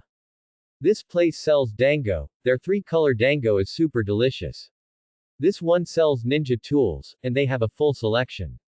And that clothing store over there, its main branch is in the capital, and they frequently stock new items. Hinata listened attentively, nodding occasionally. Sakura walked beside them, interjecting a comment or two now and then. There's an accessories shop here, and their hairpins are especially beautiful. Ino said, pointing to a small, exquisitely decorated shop on the right. Last time I bought a hairpin I loved there, it was gorgeous. Let's go inside and browse, I bet you'll love it. Hinata looked in the direction she pointed. Through the display window, she could see various exquisite accessories laid out inside, and a white jade flower comb immediately caught her eye. You two go on ahead. I'll wander around outside. Kiyoshi wasn't interested in the type of accessories shop girls favored, so he politely declined the suggestion to accompany them. Standing near the entrance and glancing around, his attention was suddenly captured by a building. It was a large factory building, roughly 2 stories tall. The exterior walls were thoroughly obscured by thick wooden boards and canvas, indicating it was clearly undergoing major renovation. Several workers were busy outside. Some were transporting materials, while others were mixing paint. From behind the canvas, sounds of hammering, sawing wood, and the workers' chatter drifted out, all blending together. Just as Kiyoshi was observing the structure, a middle-aged man quickly emerged from within the fenced area. He had a sturdy build, and his skin was tanned dark by the sun, but his features were clearly those of a native of the Land of Fire. When he saw Kiyoshi, his eyes instantly lit up, and an excited smile immediately broke out on his face. Benefactor, we meet again. His voice was booming, and he greeted Kiyoshi enthusiastically as he quickly stepped forward. Do you still remember me? Taiwan Novel Network is super convenient. 1. Oh, enjoy anytime. The man stopped in front of him, his expression sincere and expectant. I'm Ishida, you visited my stall a few days ago. Ishida. Hyuga Kiyomaru frowned, trying to recall, and some fragmented images gradually appeared in his mind. Ah, I remember now, you're the boss who sells wild game. Exactly, exactly. Ishida nodded excitedly, that's me. You stopped at my stall then and chatted with me for quite a while. I even gave you a wild chicken. Just then, Hinata Hyuga noticed the situation here and quickly put down the hairpin in her hand, walking out of the accessory shop. Kiyomaru, is something wrong? Nothing, just ran into an acquaintance. Kiyomaru shook his head, you guys keep shopping. Ino followed closely behind, then pulled the two closer. Let us listen too. Ishida was clearly engrossed in his memories and didn't notice Ino and the others approaching. His tone was full of emotion. It's truly thanks to your guidance that I now have a goal and am full of energy, feeling like I have endless vigor. Kiyomaru waved his hand. It was just a casual chat. No, no, no. Ishida shook his head excitedly. For you, it might have just been a casual chat, but for me, it completely changed my life. Changed your life? Ino couldn't help but interject, her eyes sparkling with gossip. That sounds amazing, what exactly happened? Ishida turned to look at them and bowed slightly. These ladies are the benefactor's friends, aren't they? Hyuga Kiyomaru nodded and introduced himself. My name is Hyuga Kiyomaru. There's no need to call me benefactor, repeatedly. Benefactor. Calling him that without even knowing his name, what exactly did Kiyomaru do? Ino couldn't help but cast a curious glance. Alright, Kiyomaru-sama. Ishida's main point was, I understand, but I'm not changing it. He took a deep breath, collected his thoughts, and then began to speak. Before I met my benefactor, I was just an ordinary person who had just moved to Konoha village, selling wild game. Business was terrible, and it had been like that for several days. When I was at my wit's end, it was my benefactor who told me the reason. For ninjas, hunting is a very simple matter, so it's better to sell things that Konoha doesn't have. For example, some new and trendy items that are very popular in the capital of the Land of Fire are rarely seen in Konoha village. If I could bring those things back to sell, they might be very popular. Ino's eyes suddenly lit up. Wait. You're not talking about those fashion magazines, are you? Exactly. Ishida nodded. Ino was so excited she almost jumped up. It really is you guys. I knew it. Before, Konoha village didn't have those magazines at all, but recently, a shop suddenly appeared selling them, and the variety is particularly complete. So it was you guys. It seems this young lady is a loyal customer of ours, isn't she? Of course. I've read all those issues of Fashion of the Nations in your shop, and I heard there are new arrivals today. Ishida bowed sincerely. Thank you so much for your support. Since you are the benefactor's friends, I'll make the decision to give each of you a set of new products. No, no, no, Ino waved her hands repeatedly, refusing. Boss, just keep 4 sets for me, I'll pay for them. Alright. Ishida wasn't sure of their relationship either, so he agreed and continued his story. After chatting with you, my benefactor, that day, I went home and tossed and turned all night without sleeping. Early the next morning, I immediately went to find a few old friends. Like me, they all ran small businesses and were barely making ends meet. I told them exactly what the benefactor said, and everyone felt their hearts surge. Finally, we put our heads together and decided to take a gamble. We would go to the capital of the Land of Fire together and see what new and exciting things there were that couldn't be found in Konoha village. And then, Sakura listened intently, leaning slightly forward, unable to resist asking. And then, Ishida's face showed a look of emotion. A few of us pooled together some capital, got on a carriage, and after 2 days of bumpy travel, finally arrived at the capital. I had never seen such wide and straight streets, and the houses were tall and grand, with shops lined up one after another, selling a dazzling array of goods. We country folk were completely overwhelmed, everything looked new and exotic. What I first noticed that was different from Konoha was that the bookstores in the capital had a lot of customers. So I walked in to take a look and saw people crowded around all sorts of magazines. I heard people say these were fashion, art, literature. I didn't understand, but a lot of people were buying them. I made a snap decision and proposed that we take all the money we had left and buy a large batch of magazines to bring back. Ishida recalled. My friends were very nervous, worried that if they didn't sell, all our capital would be lost. But I still insisted on trying. I firmly believed that what you, my benefactor, said was correct. Even if they sold slowly, just for the novelty, some would eventually sell. And then you succeeded. Sakura listened excitedly, unable to help but clap and exclaim. This experience was as wonderful as something written in a storybook. Yes, we succeeded. Ishida's face was beaming with a smile. We returned to Konoha village, carefully selected and rented a small stall on the main street, and displayed those magazines. At first, indeed, not many people noticed, but soon, a few girls were attracted by the exquisite covers of the fashion magazines. As soon as they opened them, their eyes immediately lit up. Ishida laughed heartily, his tone full of admiration. The fact that we are where we are today is entirely thanks to you, my benefactor. You must accept our gratitude. What happened next? Ino's curiosity was completely piqued. Ishida excitedly raised his voice. The first thing I did when I got the money was to send a friend back to the capital without stopping to purchase the second batch of goods. This time, we were bolder, we bought more in quantity, and chose a richer variety. Last night, his voice carried excitement and a hint of mystery, my friend finally returned with the second batch of goods. And, he also brought back a piece of incredibly good news.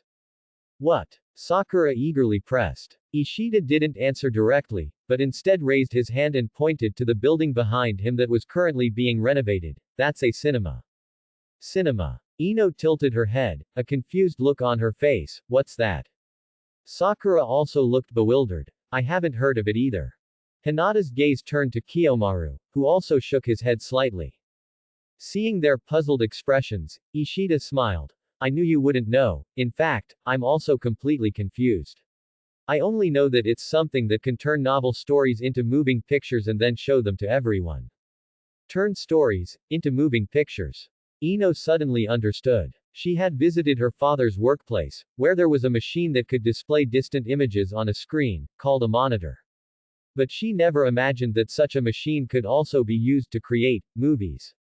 I don't really understand the specific principles. Ishida scratched his head a bit sheepishly. I only know that a machine called a camera is used to film actors performing, and then another machine called a projector is used to project these images onto a huge white screen.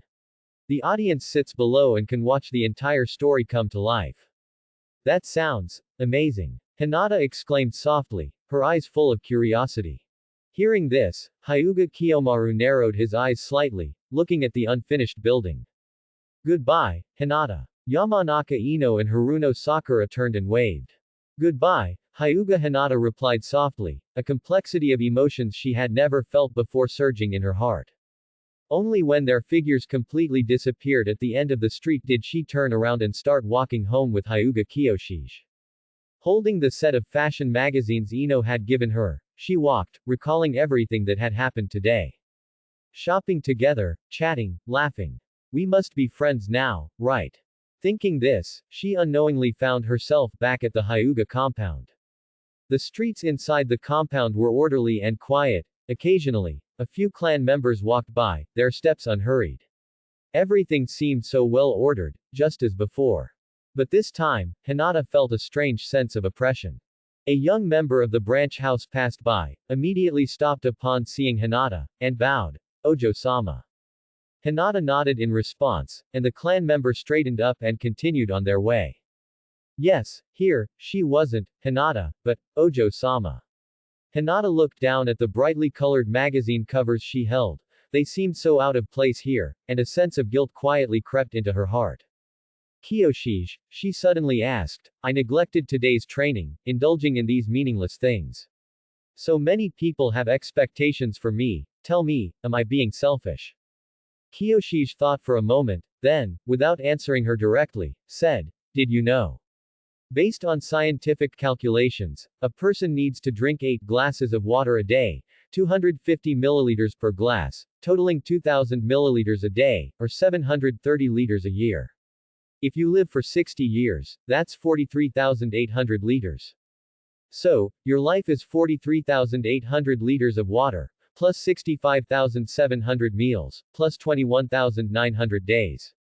Plus grades, missions, work, meaning, value, intelligence, right. Hinata pursed her lips, the corner of her mouth lifting slightly. That's sneaky, you're substituting the concept. Then you tell me, what exactly is life? It's. She paused, but didn't continue speaking. The closer they got to the main residence, the quieter she became. Finally, she said goodbye to Kiyoshi and pushed open the door to the main residence. Hinata. As soon as she entered the hall, she saw Hyuga Hiyashi sitting upright in a chair, arms crossed over his chest, his face devoid of expression. Tomorrow's training volume will be doubled to make up for the content you skipped today. He didn't ask where Hinata had gone or what she had done, he simply announced his decision plainly. However, she had deliberately sneaked out early this morning, not without the intention of testing the waters. Now that she had the answer, though it was expected, a trace of inexplicable grievance welled up in her heart.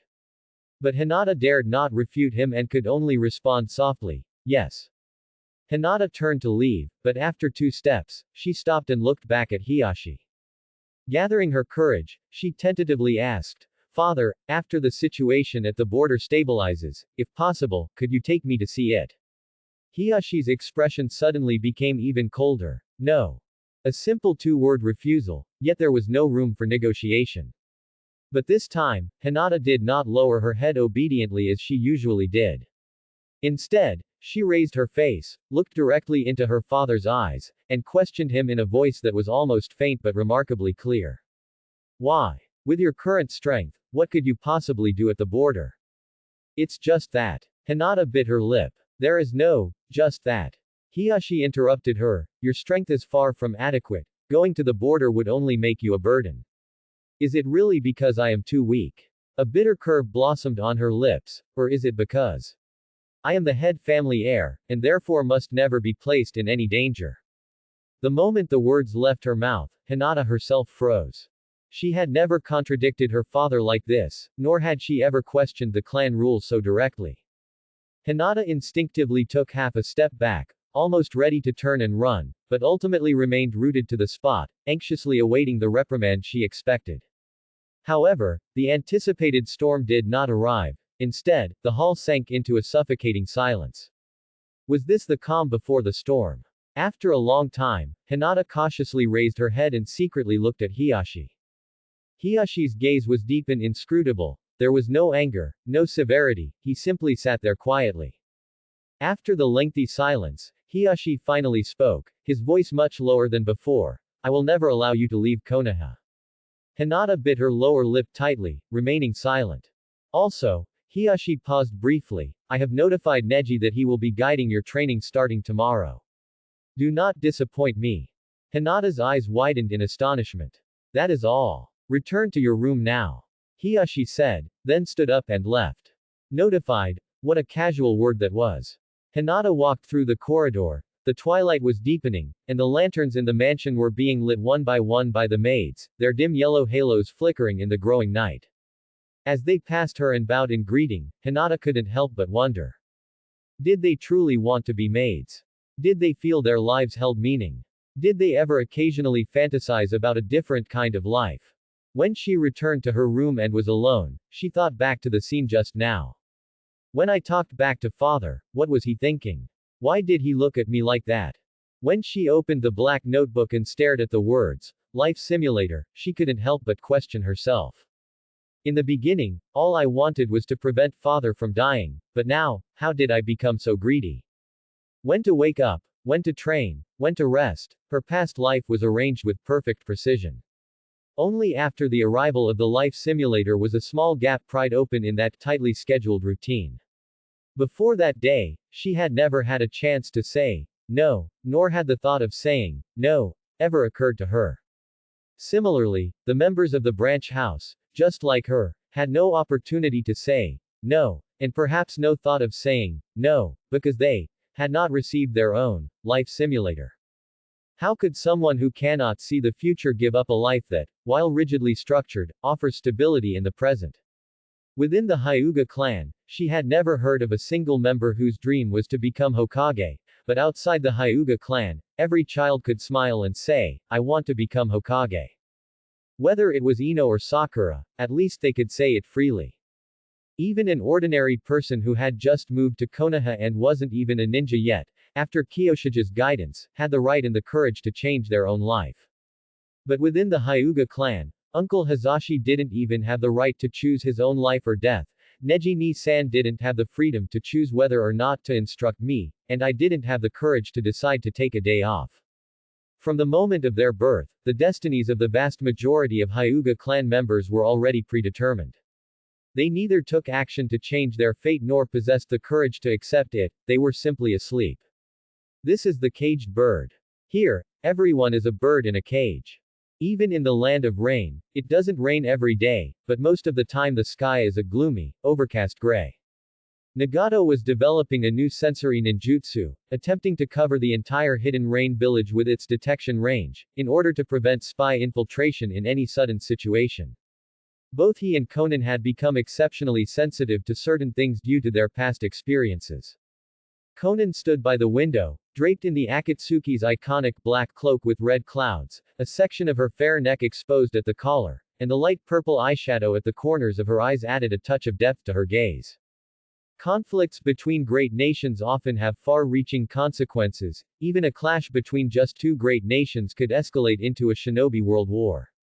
And once a shinobi world war erupts, the Land of Rain would find it difficult to remain unscathed. These were lessons learned in blood. Therefore, the Akatsuki had to investigate the attitudes and actual situations of both nations to prepare a response.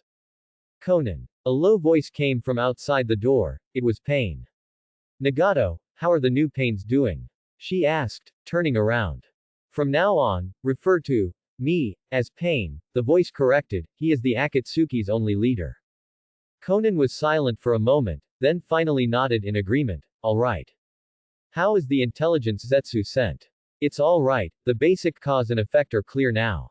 Conan couldn't help but sigh. The cause was the hidden cloud village attempting to frame the Hyuga clan to extort the Byakugan during the signing of the peace treaty. A flicker of thought passed through Pain's eyes. Despite being a corpse, his expression, aside from being somewhat cold, was remarkably similar to that of a living person. One of the two precious dojutsu of the Hidden Leaf Village, its tactical value is undeniable. It's not surprising that the Hidden Cloud would make a move. Conan continued, the Hidden Leaf's response was very strong. It's highly probable that Tsunade orchestrated the entire process, she might become the fifth Hokage. Whether or not war breaks out will depend on the Raikage's attitude. He's still considering it. Zetsu will monitor the Hidden Cloud's movements. If they intend to go to war, we will get the intelligence immediately. After a period of silence, Pain asked again, has the situation in the Land of Rain stabilized? It's not very optimistic, she answered truthfully. Due to the tense situation between the Hidden Leaf and Hidden Cloud, the followers of Hanzo, who had been in hiding, have become active again. They seem to be planning to contact the Hidden Leaf. I understand. Pain stood up. The Land of Rain no longer needs their power. Zetsu and I will go eliminate the threat and quickly gain complete control of this country. With that, he turned his head to look at Conan. You've worked hard, Conan. It's nothing. Conan shook her head. Even so, you should still pay attention to rest. Pain's eyebrows and eyes rarely showed a hint of gentleness. I will. Conan interrupted him, you are the one who needs more rest. The two newly added pains must be a great drain on your body, right? I'll adapt soon. Conan wanted to say something more, but ultimately remained silent. She understood Nagato's personality and knew that persuasion would be useless. After Pain left, the office returned to silence. Conan returned to her desk and picked up another piece of intelligence Zetsu had sent. The contents concerned the current Nine Tails Jinchuriki, Naruto Uzumaki, and Hyuga Kianari. She found his name in this intelligence as expected. To avoid alerting anyone, she hadn't explicitly asked Zetsu to investigate him specifically. It was just because Kianari and Naruto knew each other in the diary, so she hoped he would be investigated incidentally while Naruto was being investigated, but Zetsu discovered her new disciple while investigating Tsunade. Conan set this intelligence aside and sat back at her desk to continue processing the mountain of piled-up documents. The patter of rain outside the window, time quietly passed with the turning of pages. After an unknown amount of time, when the last stack of documents was processed, Conan finally stopped writing. She couldn't help but stretch, standing up to loosen her stiff body. She looked up at the clock on the wall. It was already past 10 at night. Time to go back. Returning to her room, she immediately took off her Akatsuki robe and hung it on the hanger, then reached for her chest.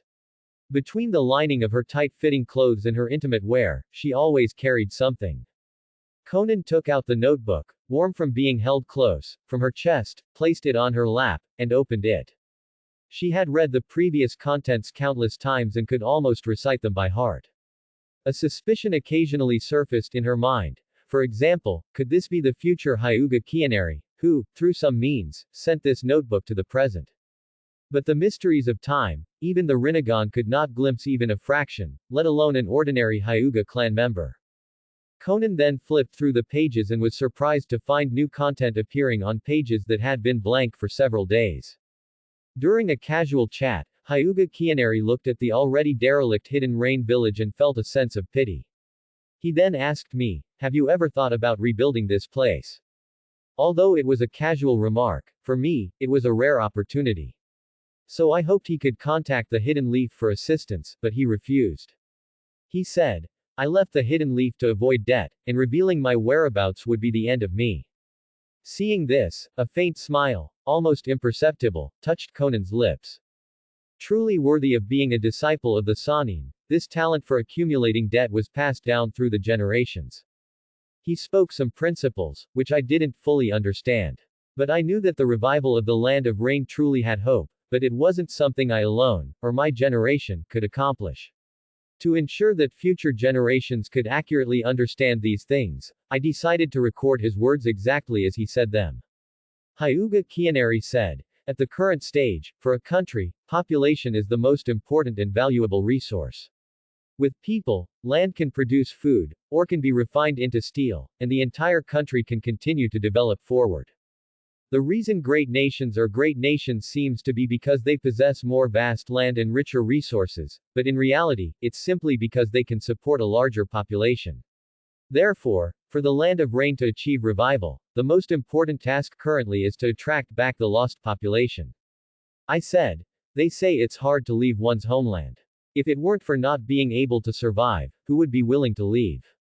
Just as you said, the current Land of Rain can no longer support more people." He said, "You see, isn't the first specific goal for the revival of the Land of Rain now apparent? The Land of Rain rains all year round, with no sunlight, so developing agriculture is probably not feasible. But from the structure of the old Hidden Rain village, the Land of Rain's steel smelting technology was quite developed. If these smelting industries can be reactivated, people will be able to earn money, and with money, they can buy food." I said, "The war back then completely paralyzed the Land of Rain's energy system. Do you think? I haven't thought about it." He said, "Since I dare to say so, then guess, do I have a solution?" Hyuga Kianeri said, "The most prominent features of the Land of Rain are the nearly incessant rain and the massive piping system that makes up the entire former Omegakure. These pipes are not just part of Omegakure's architectural structure, they are also a huge hydraulic system. It collects the abundant rainwater and uses the difference in elevation to drive water turbines to generate electricity, maintaining the village's operation. The Land of Snow. Koyuki Kazuhana. Geothermal generator. Drilling, drawing heat via the geothermal generator, boiling water, driving steam turbines, powering the dynamo." Conan's fingertips gently traced the paper, her brow furrowed. If it were about ninjutsu, she could speak eloquently, recalling various principles with ease. But the scientific and technological terms before her felt utterly foreign. Having lived in Omegakure for over a decade, Conan only realized after reading this journal that the village had another side she had never known. Those metal pipes, perpetually flowing with rain, were apparently more than just drainage facilities. These concepts were completely outside her realm of knowledge, and the feeling was akin to when she first learned about chakra and ninjutsu. It felt like a new world.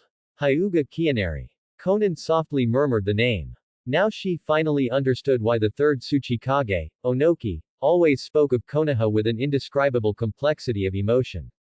For such a good person, a capable, good person, to appear among a group of ninja who only knew how to kill, what an incredibly rare probability that was.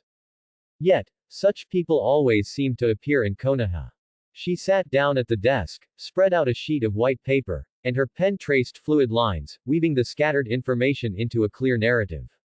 The Land of Snow, mentioned in the journal, was a small nation located at the northernmost tip of the continent.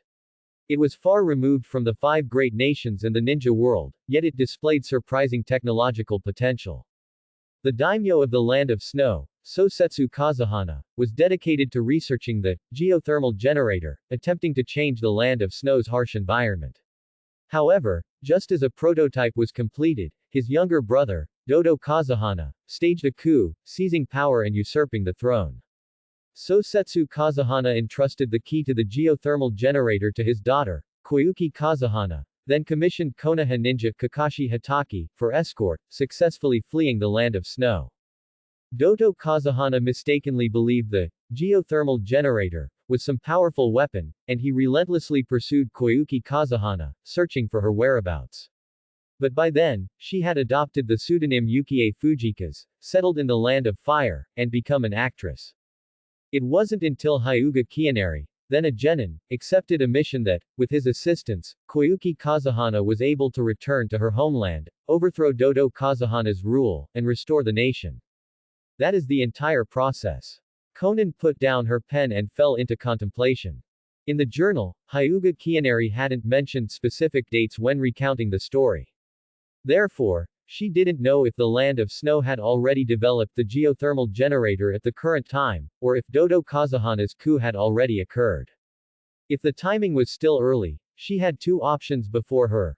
First, to notify Sosetsu Kazahana in advance and help him prevent the coup. Second, to wait for the coup to happen and then assist Koyuki Kazahana in restoring the nation. Considering the interests of Akatsuki and the Land of Rain, the latter was undoubtedly the better choice. Although Sosetsu Kazahana spearheaded the research into the geothermal generator, he wasn't a researcher himself. For Koyuki Kazahana, her hatred was the easiest piece to control. Akatsuki could easily gain everything in the Land of Snow, perhaps even secretly govern the nation. But, Conan's gaze involuntarily flickered toward the notebook. Hyuga Kianari seemed to be watching her through the pages. I still need to find a way to confirm the current situation first. Who should she send to investigate the Land of Snow? Zetsu. A Megakure ninja. These answers were dismissed by Conan the moment they surfaced. No matter who she sent to investigate the Land of Snow, she couldn't explain her source of information. She was unwilling to take any risk that might expose the journal. Furthermore, the geothermal generator was developed by the Land of Snow. It might not be compatible with the environment of the Land of Rain. It would be like using water release jutsu in the Land of Wind's desert, usable, but certainly not ideal. Therefore, besides gathering intelligence on the Land of Snow, she also needed to recruit the researchers. Others would likely fail to realize the value of these, ordinary people. Looking at it this way, it seemed there was only one option left. I must go myself. The next day, Conan stood before Pain. Pain, I need to leave for a while. Leave. Pain's flat, emotionless voice actually carried a hint of tension. Undoubtedly, Nagato was resisting Conan's suggestion. I'm just a bit tired lately and want some time alone. She softened her tone slightly, as if soothing a hissing cat. Where are you going? He asked again. The capital of the Land of Fire, Conan replied. The Land of Snow was too far, and a round trip would waste too much time. Besides, the crucial key was still in Koyuki Kazahana's hands. She only needed to confirm the existence of the name, Yukie Fujikaze. That place was far from the conflicts between ninja, and she wouldn't encounter any powerful ninja there. Conan's abilities were more than enough to handle it. Pain relaxed slightly internally but was still hesitant. How long do you plan to be gone? Not too long. I'll be back in half a month at most. Pain sank into a long silence. Cold rain continued to beat against the high tower until the sound of the rain intensified, and only then did he nod slightly. But you must promise me, he emphasized, to be careful. I know. Before leaving, she needed to make some preparations. Although Akatsuki had not yet been exposed to the ninja world, Appearing in the Land of Fire's capital wearing her current attire would inevitably attract unnecessary attention. To avoid trouble, she needed to change her clothes. Returning to her room, she opened the wardrobe, which held the few garments she owned. Besides several versions of the black and red cloud Akatsuki robes, there was only one faded, pure black long robe. This was the uniform their organization wore back when Yahiko was alive, before the name, Akatsuki, was even conceived. Conan held the long robe up against herself, her fingertips unconsciously stroking the cuff. There used to be a tear there, sliced by a kunai, but now only fine stitching remained. It's still somewhat fitting. As the black robe enveloped her body, Conan suddenly performed a girlish gesture. She spun around on her tiptoes. As the hem of the robe lifted, it revealed the purple bodysuit underneath. The figure in the mirror momentarily split into two, her current self and the girl who used to follow Yahiko, gazing at each other across time. The capital of the Land of Fire was far more prosperous than Conan had ever imagined. Standing on a wide main thoroughfare, her gaze swept over the rows of densely packed shops, the continuous stream of people, and the novelties she had never encountered before, stirring waves of emotion in her heart. She wished that one day in the future, the Land of Rain, a megakure, could possess such a sight. Conan pulled her thoughts back and continued walking down the street. The journal mentioned that Fujika's Yukie was an actress.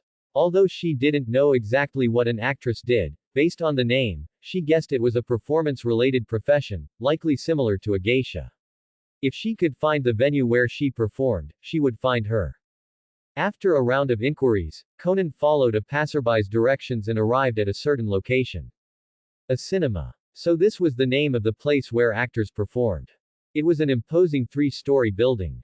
Several massive posters were plastered across the cream-colored exterior wall, each vividly displaying a different promotional image. Conan paused at the entrance, her eyes fixed on one of the posters. In the center of the poster was a young woman dressed in a magnificent kimono, her long black hair cascading like a waterfall. A hint of melancholy showed between her slightly furrowed brows, yet her eyes were remarkably resolute. Written across the poster in striking red characters were the words, "The Legend of Princess Gale and Cloud, starring Fujika's Yukie." It must be her. Conan slowly stepped inside the cinema. The spacious lobby was paved with highly polished marble tiles. Exquisite decorative paintings hung on the surrounding walls, and several leather sofas were arranged in the waiting area, where quite a few patrons were already sitting. What should I do next? Conan thought carefully. Geishas primarily offered performance services to guests through dance, singing, and instrumental music. If one wanted to specifically request a famous geisha, they usually had to pay extra. An actress should be similar. Her gaze scanned the surroundings. Directly opposite the entrance was a counter labeled, "Ticket Office." As Conan approached the counter, a young woman at the front desk immediately greeted her enthusiastically. "Hello, how may I help you? I want to see Fujika's Yukie. How do I buy a ticket?" Hearing that name, the attendant's eyes instantly sparkled. "Oh, so you're also a fan of Miss Yukie?" she exclaimed, raising her voice excitedly. "You've come at the perfect time. Miss Yukie's new movie, The Legend of Princess Gale and Cloud, is screening today. They say this will be the start of a whole movie series." A fan. What did that word mean? Judging by the attendant's expression, it likely meant an admirer of Fujika's Yukie. Perhaps this identity could be useful. Conan nodded slightly. "Yes. Give me one ticket." The attendant operated the machine on the counter and handed over a ticket, 500 ryo. Conan paused slightly. It was that cheap. "Your seat is in the central area on the second floor, the best view in the house. The movie starts in 10 minutes, you can go in now. Enjoy the show." Taking the ticket, Conan turned and walked toward the screening hall. Stepping inside, the space opened up before her. In the large room, rows of seats extended upwards in a tiered arrangement, and a massive white screen hung directly in front, faintly glowing under the dim lights. Many patrons were already seated, talking quietly in small groups. A sweet fragrance drifted through the air, a food that seemed to be called popcorn. Conan found her seat and sat down, taking a moment to look around. Seeing the packed house, she finally understood why the ticket price was so low. But looking at the limited stage space in front of her, she was confused. How could an actress perform in such a cramped venue? While she was pondering, the lights in the hall gradually extinguished, and images began to appear on the screen. Conan widened her eyes in surprise. So, this is what a movie means. Had the world outside the ninja realms already changed this much? The image of a megachur flashed through her mind. It was hard to believe that these two places existed in the same world. And in the far future, a megachur would even become worse. Who tilde? Conan steadied her breathing and continued watching the film. The story in the movie was simple, recounting how a princess, due to war, grew from an innocent young girl into a warrior fighting for her nation. Just as people said, Fujika's Yukie's performance was indeed outstanding. It was no wonder she had become the hottest movie star in the Land of Fire in just 1 year. Her portrayal of the princess, in particular, was famous for its authenticity. A princess. Conan overheard the discussions around her. These viewers likely had no idea that Fujika's Yukie was actually a princess of a nation. The flawless performance they were watching was merely her past daily life. The lights in the screening room came back on, and thunderous applause echoed through the space. The audience began to stand up and exit, but Conan remained seated, motionless, until the last patron left and a cleaner wheeled in a utility cart. Miss, the screening is over. Why are you still here? The staff member asked curiously. Conan looked up at him. Doesn't Fujika's Yukie come to this cinema? Of course not, the man chuckled. Why would an actress come to a movie theater? Then how can I meet her? Well, the staff member scratched his head awkwardly. To be honest, actors are usually very busy, especially big stars like Miss Yukie. It's very difficult to meet them. His words suddenly trailed off. His eyes slowly lost focus, and he froze in place like a puppet. Conan had used a genjutsu to hypnotize him, then asked, how can I meet Fujika's Yukie? Actors usually have agents who arrange their schedules and work. Cinemas typically only deal with the agent. Our boss might have the contact information. Where is your boss? In the office area on the 3rd floor, the staff member replied blankly, raising his hand to point upstairs. A few minutes later, Conan appeared outside the target door. Inside the office, a middle-aged man was hunched over his desk, writing rapidly. Hearing the door open, he looked up, a surprised expression on his face. Who are you? This is a private office, unauthorized personnel are not allowed. Patrons should head to the screening hall downstairs. Conan formed hand signs. Although she wasn't skilled in genjutsu, dealing with an ordinary person was more than enough. I need the contact information for Fujika's Yukie, or her agent. The middle-aged man blankly pulled open a drawer, took out a small notebook, flipped it open, and pointed to a page. This is the contact information and address for Fujika's Yukie's agent, Asama Sandeu, he murmured. Conan walked over and quickly noted all the key information. As she turned to leave, she paused at the doorway and looked back. You will not remember that I was here. After I leave, you will continue your work as if nothing happened. The moment the door closed, the middle-aged man shuddered. He looked around in confusion. That's strange, he muttered to himself, his gaze returning to the documents on his desk. Why did I suddenly lose focus? Fujika's Yukie pulled her coat tighter, lowered her hat brim, and her mask covered most of her face. She walked quickly yet deliberately softly, weaving through the city's street corners.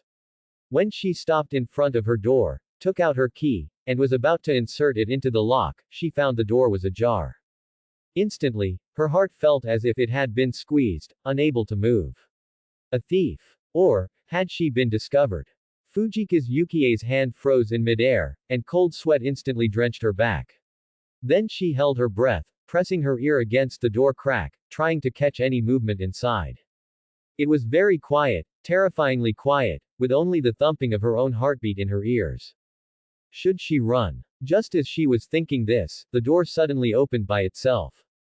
The lights inside weren't on, and in the dimness, a figure could vaguely be seen sitting on the sofa, facing the door, its face obscured.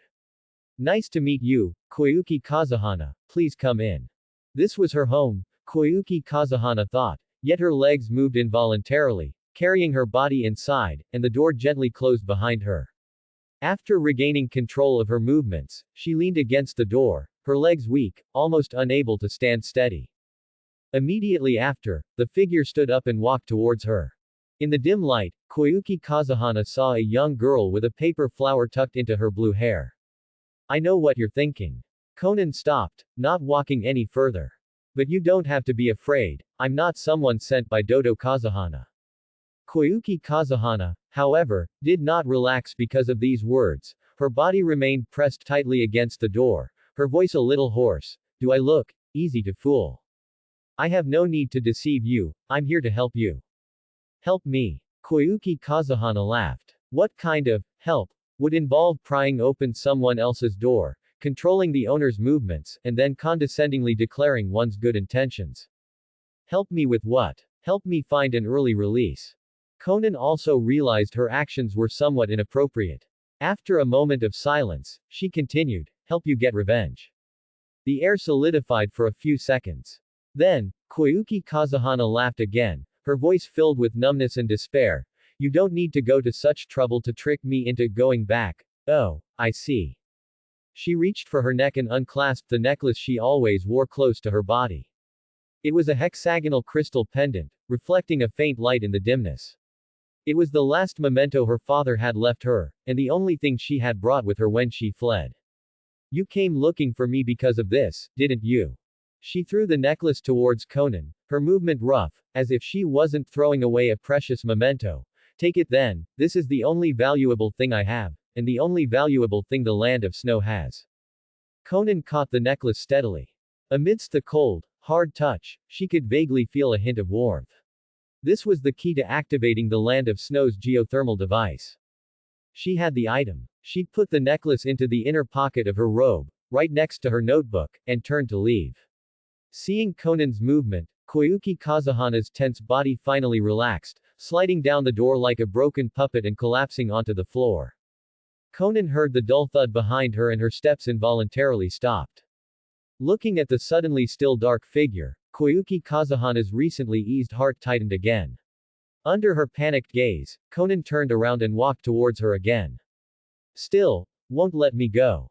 She closed her eyes in despair, but what she felt was a pair of hands slipping under her armpits, lifting her entire body from the cold floor. Koyuki Kazuhana opened her eyes in surprise, meeting Conan's gaze. Those amber eyes seemed familiar, right, she had seen them in a mirror, just like her own eyes. Eyes that had lost something important. What exactly is your purpose? Koyuki Kazuhana's voice no longer trembled, only calm inquiry remained. Conan opened her mouth, but the words she was about to say froze in her throat. My purpose, what is it? She let go and turned to walk to the French window. Outside, the myriad lights of the Land of Fire's capital poured out like a river of stars, and the streets were bustling with people, a stark contrast to the Land of Rain she remembered. The Princess Gale, in the movie was valiant and heroic. When her father was assassinated, an enemy nation invaded, and all the ministers looked down on and wanted to exploit this naive princess. She, alone, with a single sword, defeated all her enemies. Then she set fire to the palace that had trapped her, walked out into the rising sun, and became the Queen Gale. The movie ended, but what then? Princess Gale was Princess Gale, Fujika's Yukie was Fujika's Yukie, and Koyuki Kazuhana was Koyuki Kazuhana. So who was she? Was she Conan, or the Akatsuki's white tiger? The Akatsuki's goal was to bring peace to this world, but what then? It was only at this moment that Conan suddenly realized that the Akatsuki didn't need the geothermal generator, and the Land of Rain wouldn't change because of it. Even the journal had already told her the answer. Peace wasn't the end of the story, the Akatsuki had already failed. So what was she doing here? And what should she do? Conan, feeling a little annoyed, took out the hexagonal crystal necklace and handed it to Koyuki Kazuhana along with the paper flower in her hair. I'll come find you again. Before her words finished, she had already turned and walked towards the door. As the door opened, Koyuki Kazuhana's hoarse voice came from behind her. I knew you weren't a good person, but I didn't expect you weren't a bad person either. Conan's steps paused imperceptibly at the threshold. She didn't look back, letting the cold wind lift the hem of her robe, her figure gradually dissolving into the swirling snow. As night deepened, even the bustling capital gradually grew quiet. The lights along the streets extinguished one by one, leaving only scattered streetlights flickering in the cold wind, casting Conan's lonely shadow long. She walked aimlessly down the empty street, like a homeless phantom. Miss, I've seen you several times. It's so late and you're still on the street, are you lost? An old voice interrupted her thoughts. Conan came back to herself and looked in the direction of the voice. Around the corner, a simple grilled dango stall emitted a warm, orange glow. Behind the stall sat an elderly man. He was dressed simply, with white hair, but his eyes were very clear, showing a very gentle concern. Conan was slightly startled. For some reason, a ripple suddenly appeared in her long frozen heart. Yes. Her voice was very soft, almost carried away by the night wind. I'm lost. Miss, if you're lost, don't keep walking. If you get tired, you won't be able to move when you find your way. The old man took out a small stool from under the stall and brushed off the dust. If you don't mind, sit down and rest for a while, and have a skewer of dango to warm yourself up. The charcoal crackled. Conan gazed at the dancing flames, hesitated for a moment, and finally walked over and sat down. Uchiha Shisui held a thick stack of reports in his hand. These were the comprehensive statistics from each squad over the half-months since the border forces were established. Of course, Lady Tsunade had ordered him to collect not only this data but also to delve deeper into understanding the changes and actual situations within these squads.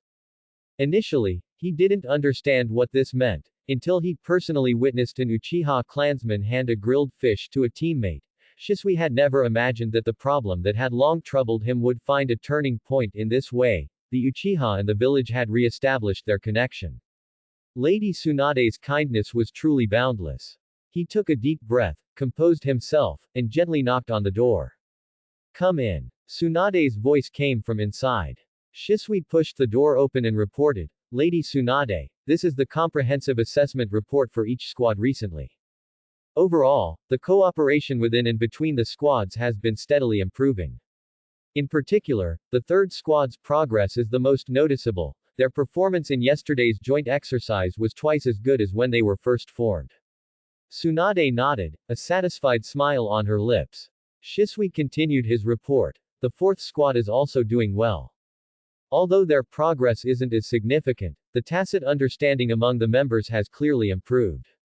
According to my observations, the atmosphere when they interact privately is also much more harmonious than at the beginning, and even the normally silent Aburame ninja have started to speak up. Good. Tsunade placed the report on the table, looked up at Shisui, and asked, so, are there any teams performing poorly? Shisui nodded. Yes, it's the second squad, led by Hitaki Kakashi. At the second squad's encampment, 9 members were scattered, sitting in 2s and 3s around the camp. It was as if an invisible barrier separated them. This strange atmosphere was like a girl's dormitory with 5 cliques hidden within a 4-person room. As the captain, Kakashi sat alone on a dead log at the edge of the camp, holding a black-covered book.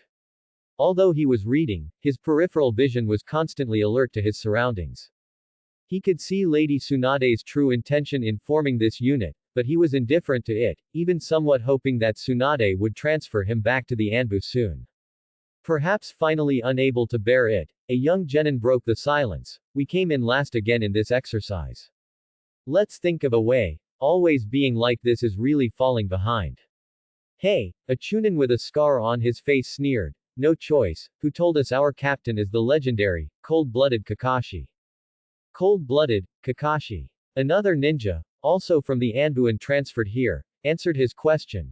Captain Kakashi is a ninja who would even kill his comrades to complete a mission. The genin's Adam's apple involuntarily bobbed. Really?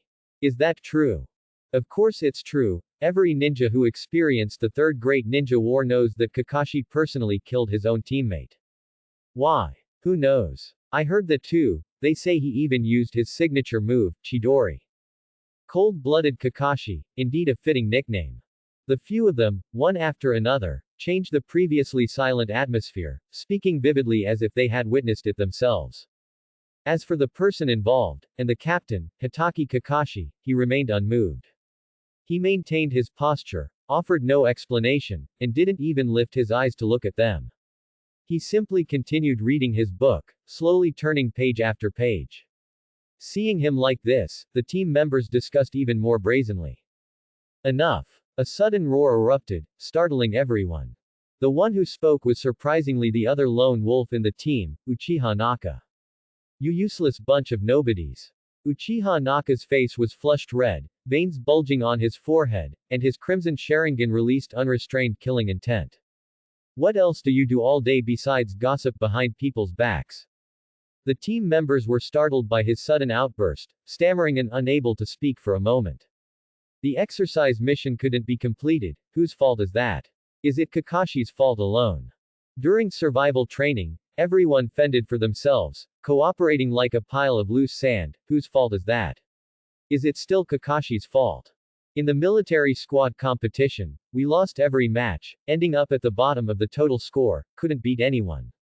Whose fault is that? The more he spoke, the more agitated he became, and his voice grew louder, finally almost roaring. You useless bunch just know how to gossip behind people's backs, just know how to shirk responsibility. If you have the guts, then show it in the missions. If you have the guts, then win a match in the competition. If you have the guts, then come fight me. Uchiha Naka drew his ninja blade and fiercely slammed it into a nearby tree trunk, then pointed to his eyes. Before coming here, these Sharingan were 2 tomo, now they've become 3 tomo. Do you know why? It's because you useless bunch of nobodies angered me to this point. In that match, I wished I could fight 5 against 1, throw all of you deadweights to the other side, and maybe with my Sharingan, I could still win a match. His words spewed out like a machine gun, giving no one a chance to interject. The other team members were thoroughly scolded, their faces red with embarrassment.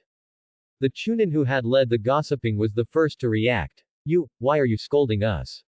Everything we said is true. Hitaki Kakashi is just that kind of person, who doesn't know that? Truth. Uchiha Naka sneered. Did you see it with your own eyes?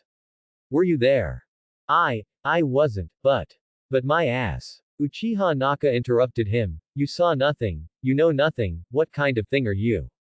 The Chunin was choked into silence, and another teammate tried to interject. No matter what you say, the fact that he killed his comrade is still true. Shut up. Uchiha Naka snapped. No matter what excuse you find, the fact is that the second squad is at the bottom of the entire army. And all of this is because you are useless and have no cooperation. They knew Uchiha Naka was right. However, they just couldn't swallow their pride. Why should they follow the command of someone who would kill his comrades? Why should they entrust their backs to such a person? They couldn't do it. From the moment Uchiha Naka stood up, Kakashi had put down his book and observed everything. To be honest, he was a little surprised. He hadn't expected anyone to stand up for him, and even more, he hadn't expected that person to be an Uchiha. One must remember, his left eye was a Sharingan, even if it was Obito's relic left by a deceased person.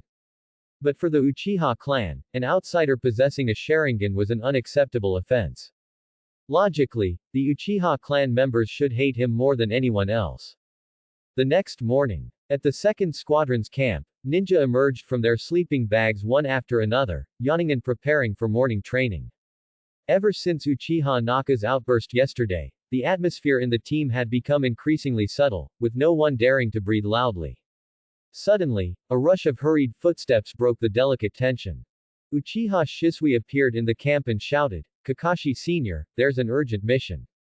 Upon hearing this, Kakashi Hitaki immediately put down what he was doing and used the body flicker technique to rush over.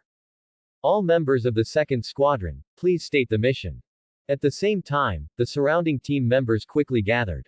Shisui observed their situation briefly, then continued, intelligence indicates that Hidden Cloud Village is suspected of large-scale unusual activity. Lady Tsunade orders you to lead your squad immediately into the Land of Hot Springs to investigate the specific situation at the border of the Land of the Moon and the Land of Lightning. Between the Land of Fire and the Land of Lightning were 2 smaller countries, the Land of Hot Springs and the Land of the Moon. Among them, the Land of the Moon was particularly special. It was the only land route into the Land of Lightning. If Hidden Cloud Village intended to go to war, it would usually first control the Land of the Moon, securing the passage, making its homeland easy to defend and difficult to attack. Understood. Kakashi nodded. But there is one thing that must be noted. Shisui's tone became serious. The focus of this mission is reconnaissance. You must try to avoid exposing your whereabouts. Understood. Then I'll leave it to you all. Shisui nodded to Kakashi, then turned and left. Kakashi turned around, scanning his team members. Depart in 10 minutes, prepare yourselves. Yes. The land of hot springs, territory was not wide horizontally. In less than an hour, they had already penetrated deep into the land of hot springs, reaching the designated location, and dispersed into 3 small squads to begin their operation. Leading the way was the squad where the Chunin, Taguchi, was stationed. The second squadron's only Hyuga ninja was in this squad, making them perfectly suited for the scouting duty. Kakashi's squad walked in the center, and Uchiha Naka's squad brought up the rear, ready to support the 2 squads ahead at any time. Just then, the Hyuga ninja suddenly signaled to stop. Approximately 1,000 meters directly ahead, there is a chakra signature, and the other party is approaching us. How many people? Taguchi asked. 3 people. Judging by their chakra levels, their strength is similar to ours. Taguchi thought for a moment and decided to retreat and report the situation, after which Kakashi immediately gave an order. Conceal yourselves on the spot, let them pass. The team members erased their tracks, clinging to treetops or crouching behind low bushes, completely disappearing into the dense foliage, holding their breath and concentrating. Taguchi seemed to want to say something, but after a moment of hesitation, he still hid behind Kakashi. Just a few minutes later, a squad of Hidden Cloud Village ninja passed by them without any precautions. It seemed they were a reconnaissance squad, dispatched by Hidden Cloud Village to spy on Konoha's movements and defenses. Just as the Cloud Ninja's figures were about to disappear from view, Taguchi, who was lying next to Kakashi, could no longer hold back. A glint flashed in his eyes, and he instantly became excited. Kakashi, we should take action and capture them. Firstly, we can make their mission fail and protect the village's intelligence. Secondly, we can obtain intelligence from them, which will help the village seize the initiative and gain an advantage in the upcoming war. No. Kakashi immediately refused. This is not part of our mission, and the mission requires avoiding exposure. Taguchi was unwilling and tried to persuade him again. What if we get exposed? We have 9 people, and they only have 3. We can absolutely achieve a quick victory. By then, we can not only obtain intelligence but also weaken Kumogaku's strength. This is a great opportunity to earn merit. Clearly, what occupied his mind now was no longer the mission, but how to seize this opportunity to win glory and rewards for himself. Kakashi withdrew his gaze from the distance, and his expression darkened accordingly. I said, no. Kakashi. Taguchi couldn't help but raise his voice slightly, with obvious agitation in his tone. If we just let them go, what if the village's intelligence is leaked? By then, you will be Konoha's sinner. Shut up. Kakashi didn't even look at him from beginning to end, directly signaling to the surrounding team members to continue with the mission. Taguchi was choked by his disregard, and the accumulated dissatisfaction and desire for merit over the past few days were instantly ignited, erupting completely. I understand. He said through gritted teeth, you just can't stand to see us do well, can you? What are you saying? This time, Kakashi finally looked at him directly, but his tightly furrowed brows certainly didn't bode well. His idiocy intolerance was about to act up. I hit the mark, didn't I? Taguchi's voice grew louder. Who doesn't know the name, cold-blooded Kakashi? You can kill your comrades for a mission, completely inflexible. And now, as long as the reconnaissance mission is completed, you, as the captain, will naturally be the one with the greatest merit. Before he finished speaking, he immediately turned to the other people in the team. This person doesn't even treat us as comrades, he only thinks about his own interests and doesn't deserve to be our captain. I suggest we act together and not listen to him. The other few team members exchanged glances. They did have opinions about Kakashi, but Taguchi's words sounded too excessive. After a brief hesitation, the young genin tried to speak. Captain, actually, what Taguchi said also makes some sense. What if they really do gather intelligence on the village? Before he could finish his sentence, a terrifying killing intent erupted without warning. In an instant, everyone's bodies were as if frozen, that instinctive fear dominating their bodies, like the shiver of prey locked onto by a predator. Kakashi slowly raised his head, his eyes had changed. Those eyes, which usually exuded laziness, were now fully open, pupils contracted into a dangerous thin line, gaze pure and devoid of any human emotion, as if looking at a corpse. If you disobey orders. Kakashi's right hand slowly moved to the hilt of the short sword at his waist. I will kill you. With a clink sound. The sound of the short sword being drawn was particularly piercing in the silent forest, the blade reflecting a cold, chilling light that made Taguchi's eyes sting. His face was deathly pale, his legs trembled uncontrollably, and he couldn't help but let out a gulp from his throat. Kakashi, he was serious, he really would kill me. That killing intent was too real. He had no doubt that if he said one more word, that short sword would cut his throat. I. Taguchi's lips trembled, he wanted to say something, but his mind was already blank. A few seconds later, he finally gave up resisting. Yes, Captain. In the evening, they completed their reconnaissance mission and returned to the camp.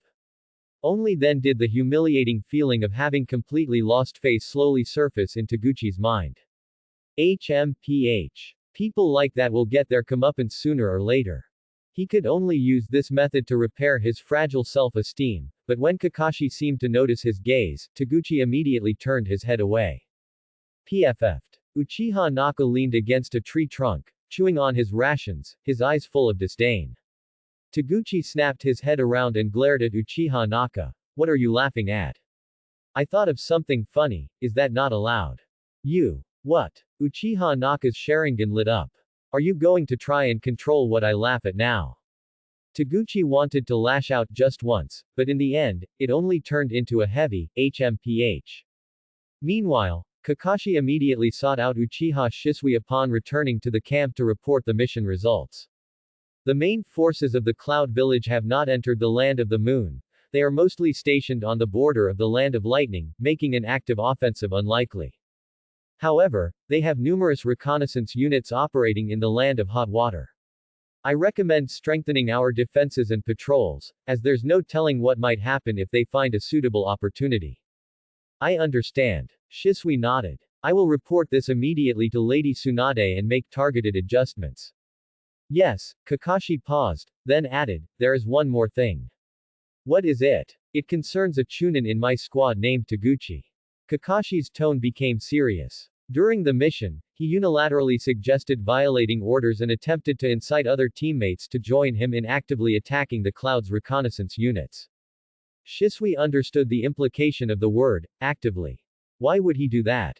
He wanted merit. Shisui was silent for a few seconds, then sighed. Regardless, we have no need for such self-righteous ninja who endanger their teammates here. I will report this to Lady Tsunade, have him recalled to Konoha, and face punishment.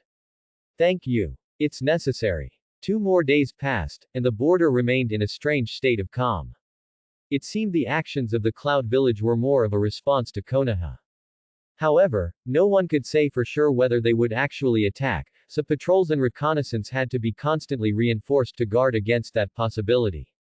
Similarly, Konoha's highly unusual mobilization left the Cloud Village guessing. They could only speculate that Konoha was repairing the plank roads in the light while crossing the old route in the dark, a feint. Before figuring out Konoha's true intentions, they dared not make any rash moves either. Thus, a delicate balance was formed. Both sides were treading on thin ice, and under the shadow of such high-intensity alertness, the buffer zones, the Land of Hot Water and the Land of the Moon, suffered greatly. By the 3rd day, with the troublesome Chunin gone from the camp, the squad's atmosphere had become considerably more relaxed. Although the remaining members still held some grievances against Kakashi, at least the covert maneuvering had completely ceased, and mission execution had become much smoother. Their mission today was to travel to a designated location to receive supplies being transported from the rear. When the squad arrived at the target location, someone Kakashi hadn't expected actually appeared there. Yo! Kakashi! Accompanied by a shout full of vigor, the signature green bodysuit immediately appeared before him. My lifelong rival, Might Guy showed off a set of sparkling white teeth. Aren't you surprised and delighted to see me here? Kakashi sighed, and before he could say anything, Guy darted forward and threw an arm over his shoulder. Don't rush, there's an even bigger surprise. Your squad was short one member, right? I specifically requested Lady Hokage and successfully applied to be transferred here to fill the vacancy. Kakashi, we can fight side by side again. Let the flames of youth burn passionately. Kakashi slightly tilted his head, looking at Guy's face, which was practically glowing with excitement, and his mouth couldn't help but twitch. Do as you please. I need to go check the supplies. In the capital of the Land of Fire, Conan pushed open the gate of a residence. This was her temporary lodging. A few bare cherry blossom trees grew in the courtyard, their branches swaying in the night wind, making a faint rustling sound. She walked up to the door of the main house, just about to push it open, when suddenly. Who is it? Paper cracks appeared on Conan's body, and several paper sheets, thin as cicada wings, slid out of her sleeve, revealing the patterns of explosive tags. The next second, a closed, Venus flytrap-like leaf rose from the ground, revealing Zetsu, half black and half white, inside. White Zetsu called out in his usual flippant tone, "Yo, Conan, finally back. I thought you were going to be wandering outside until midnight." Conan ignored White Zetsu's teasing and simply looked at him indifferently. Do you need something? Yes, Black Zetsu's low, hoarse voice took over the conversation. The Cloud Village has mobilized troops on the border, and Konoha has also strengthened its defenses. Both sides are now like two beasts ready to pounce, and war is imminent. Pain is undecided, so he sent me to tell you to return to the Hidden Rain Village. Conan nodded. I understand. However, I still have some things to wrap up here. How long will you take? Black Zetsu asked. I will leave in 2 days at most. All right then. White Zetsu shrugged. The war won't break out that quickly anyway. I'll go back and inform Pain.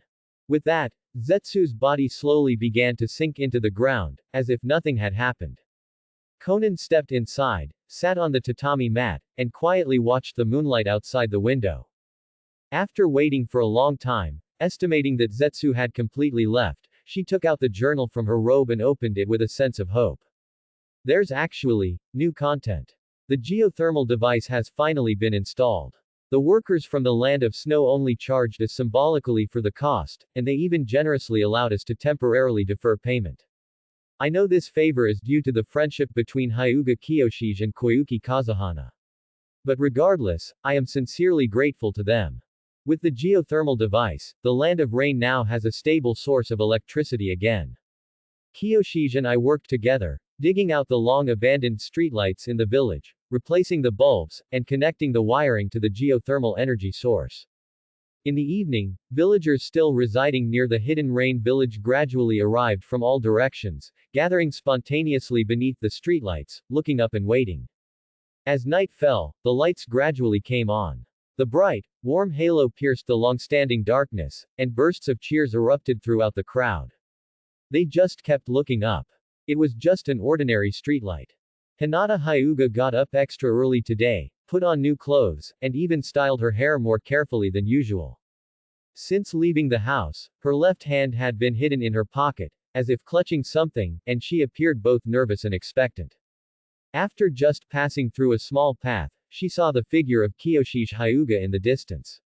He was carrying a bulging bag and walking quickly, seemingly in a hurry to do something. Hinata was about to call his name when Kiyoshige, as if sensing something, turned his head first.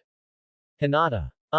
Kiyoshige-kun. As soon as Hinata thought about what she was going to do, a blush quickly spread across her cheeks, and her voice grew softer and softer.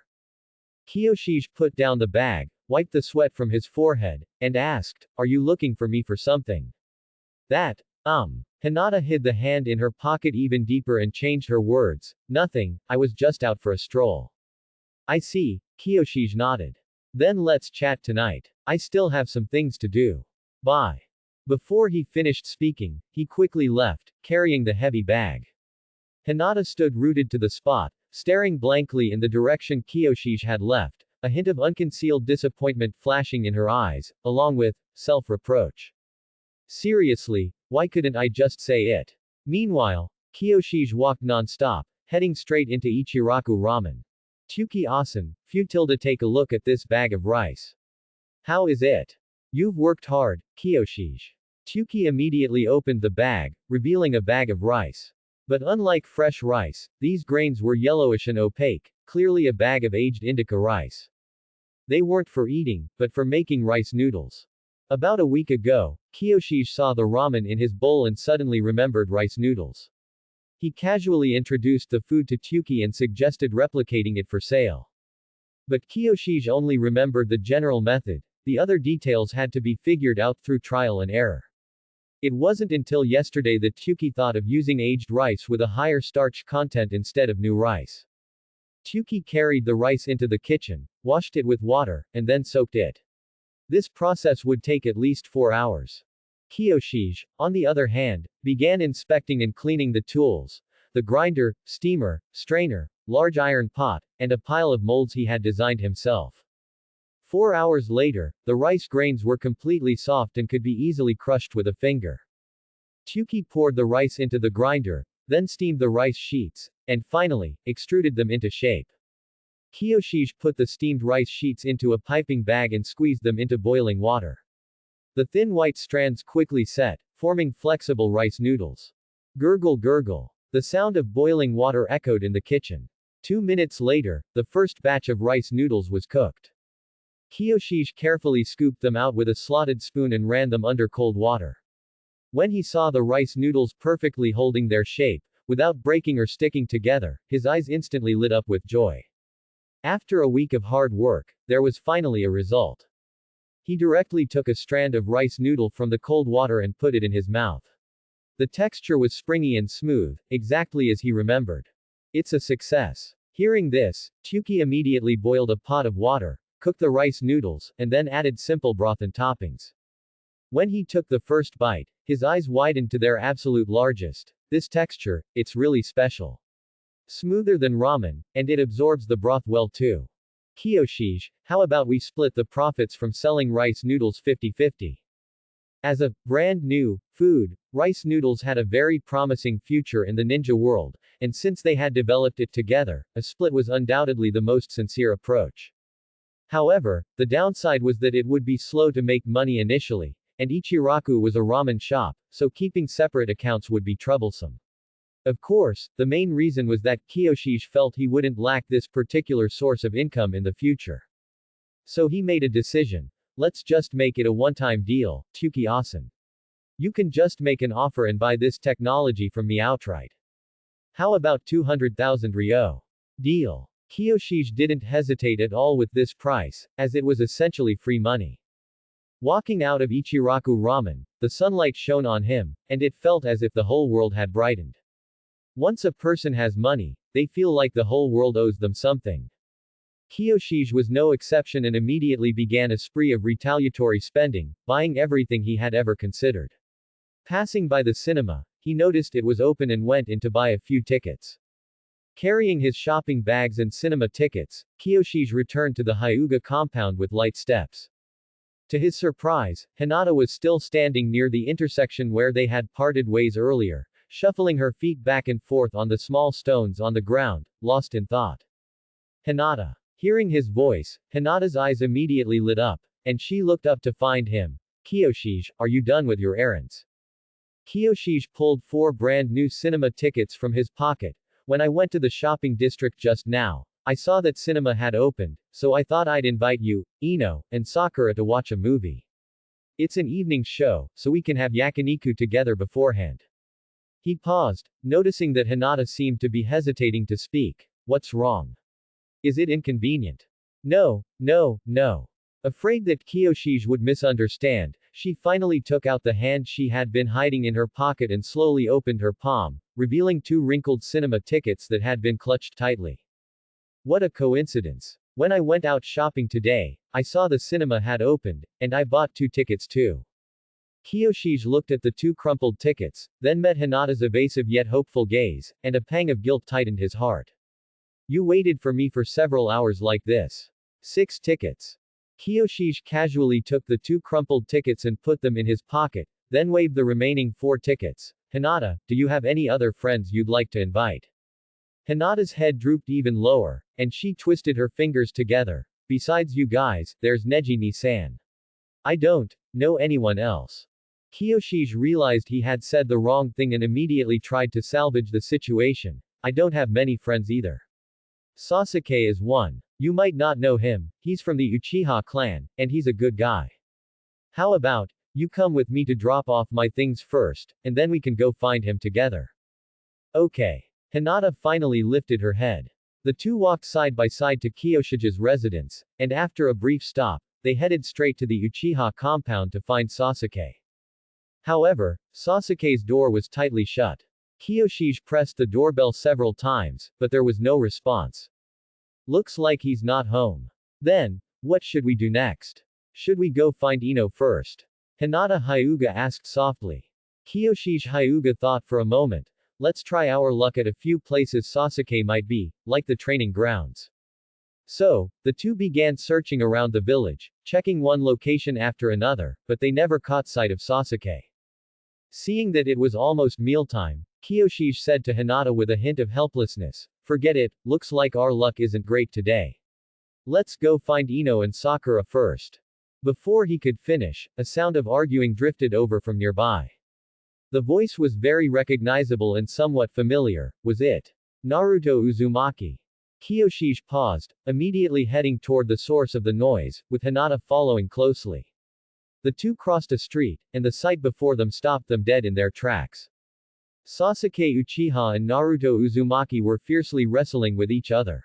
They were rolling and grappling on the dusty ground, clutching each other's collars, neither willing to let go first.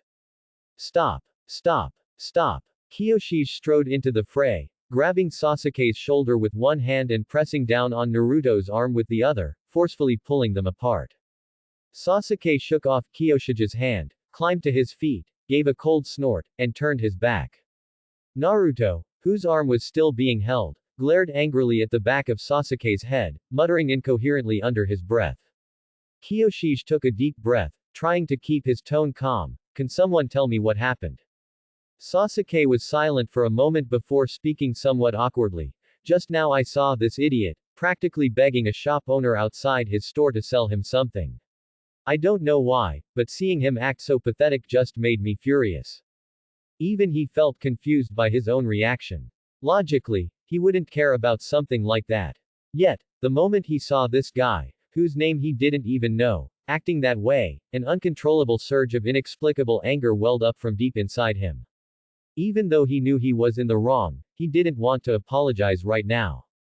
Naruto was startled, his eyes becoming shifty. Actually, it's pretty much the same for me.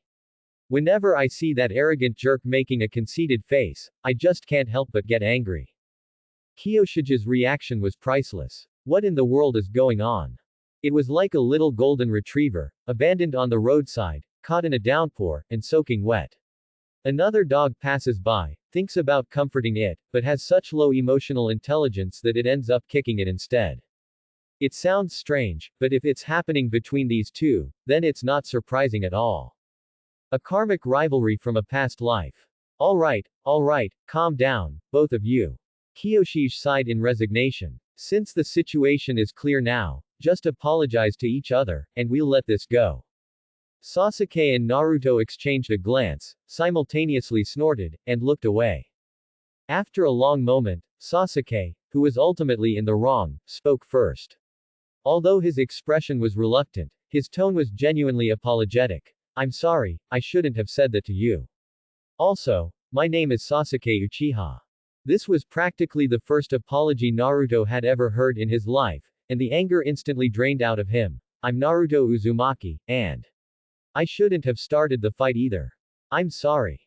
How about this? I was just about to treat everyone to a meal, why don't you two join us? Kiyoshige clapped his hands together. Consider it a celebration of your fighting and becoming acquainted, what do you say? Naruto's eyes lit up instantly, but the light lasted only a moment before quickly dimming. I think I'll pass. He worried that if he, the unpopular, demon fox, went along, the shop owner would kick him out, putting the kind Kiyoshige in an awkward position. Rather than risking that, it was better to refuse from the start. Sasuke, on the other hand, also refused. No need. I'm going home to eat. First of all, I just came from your house, and the door was locked. Where are you going to get food if you go back now? Then, Kiyoshige looked at Naruto. As for you, Naruto, stop overthinking things. Just follow me. Sasuke's expression stiffened, and he nodded in agreement. Fine. Oh, right, Kiyoshige slapped his forehead, his tone quickening. It's almost mealtime, and we still need to find Ino and Sakura. Let's hurry up. Naruto quickly walked a few steps to catch up, his face showing pure curiosity. Ino and Sakura. Who are they? For him, meeting new people was both exciting and slightly nerve-wracking. They are my friends, two girls with very easygoing personalities. Sasuke frowned and asked, didn't you just meet them? Why are you planning to treat them to a meal?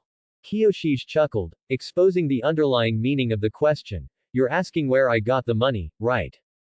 Sasuke turned his face away. I wasn't concerned about you, and I certainly don't plan on helping you pay.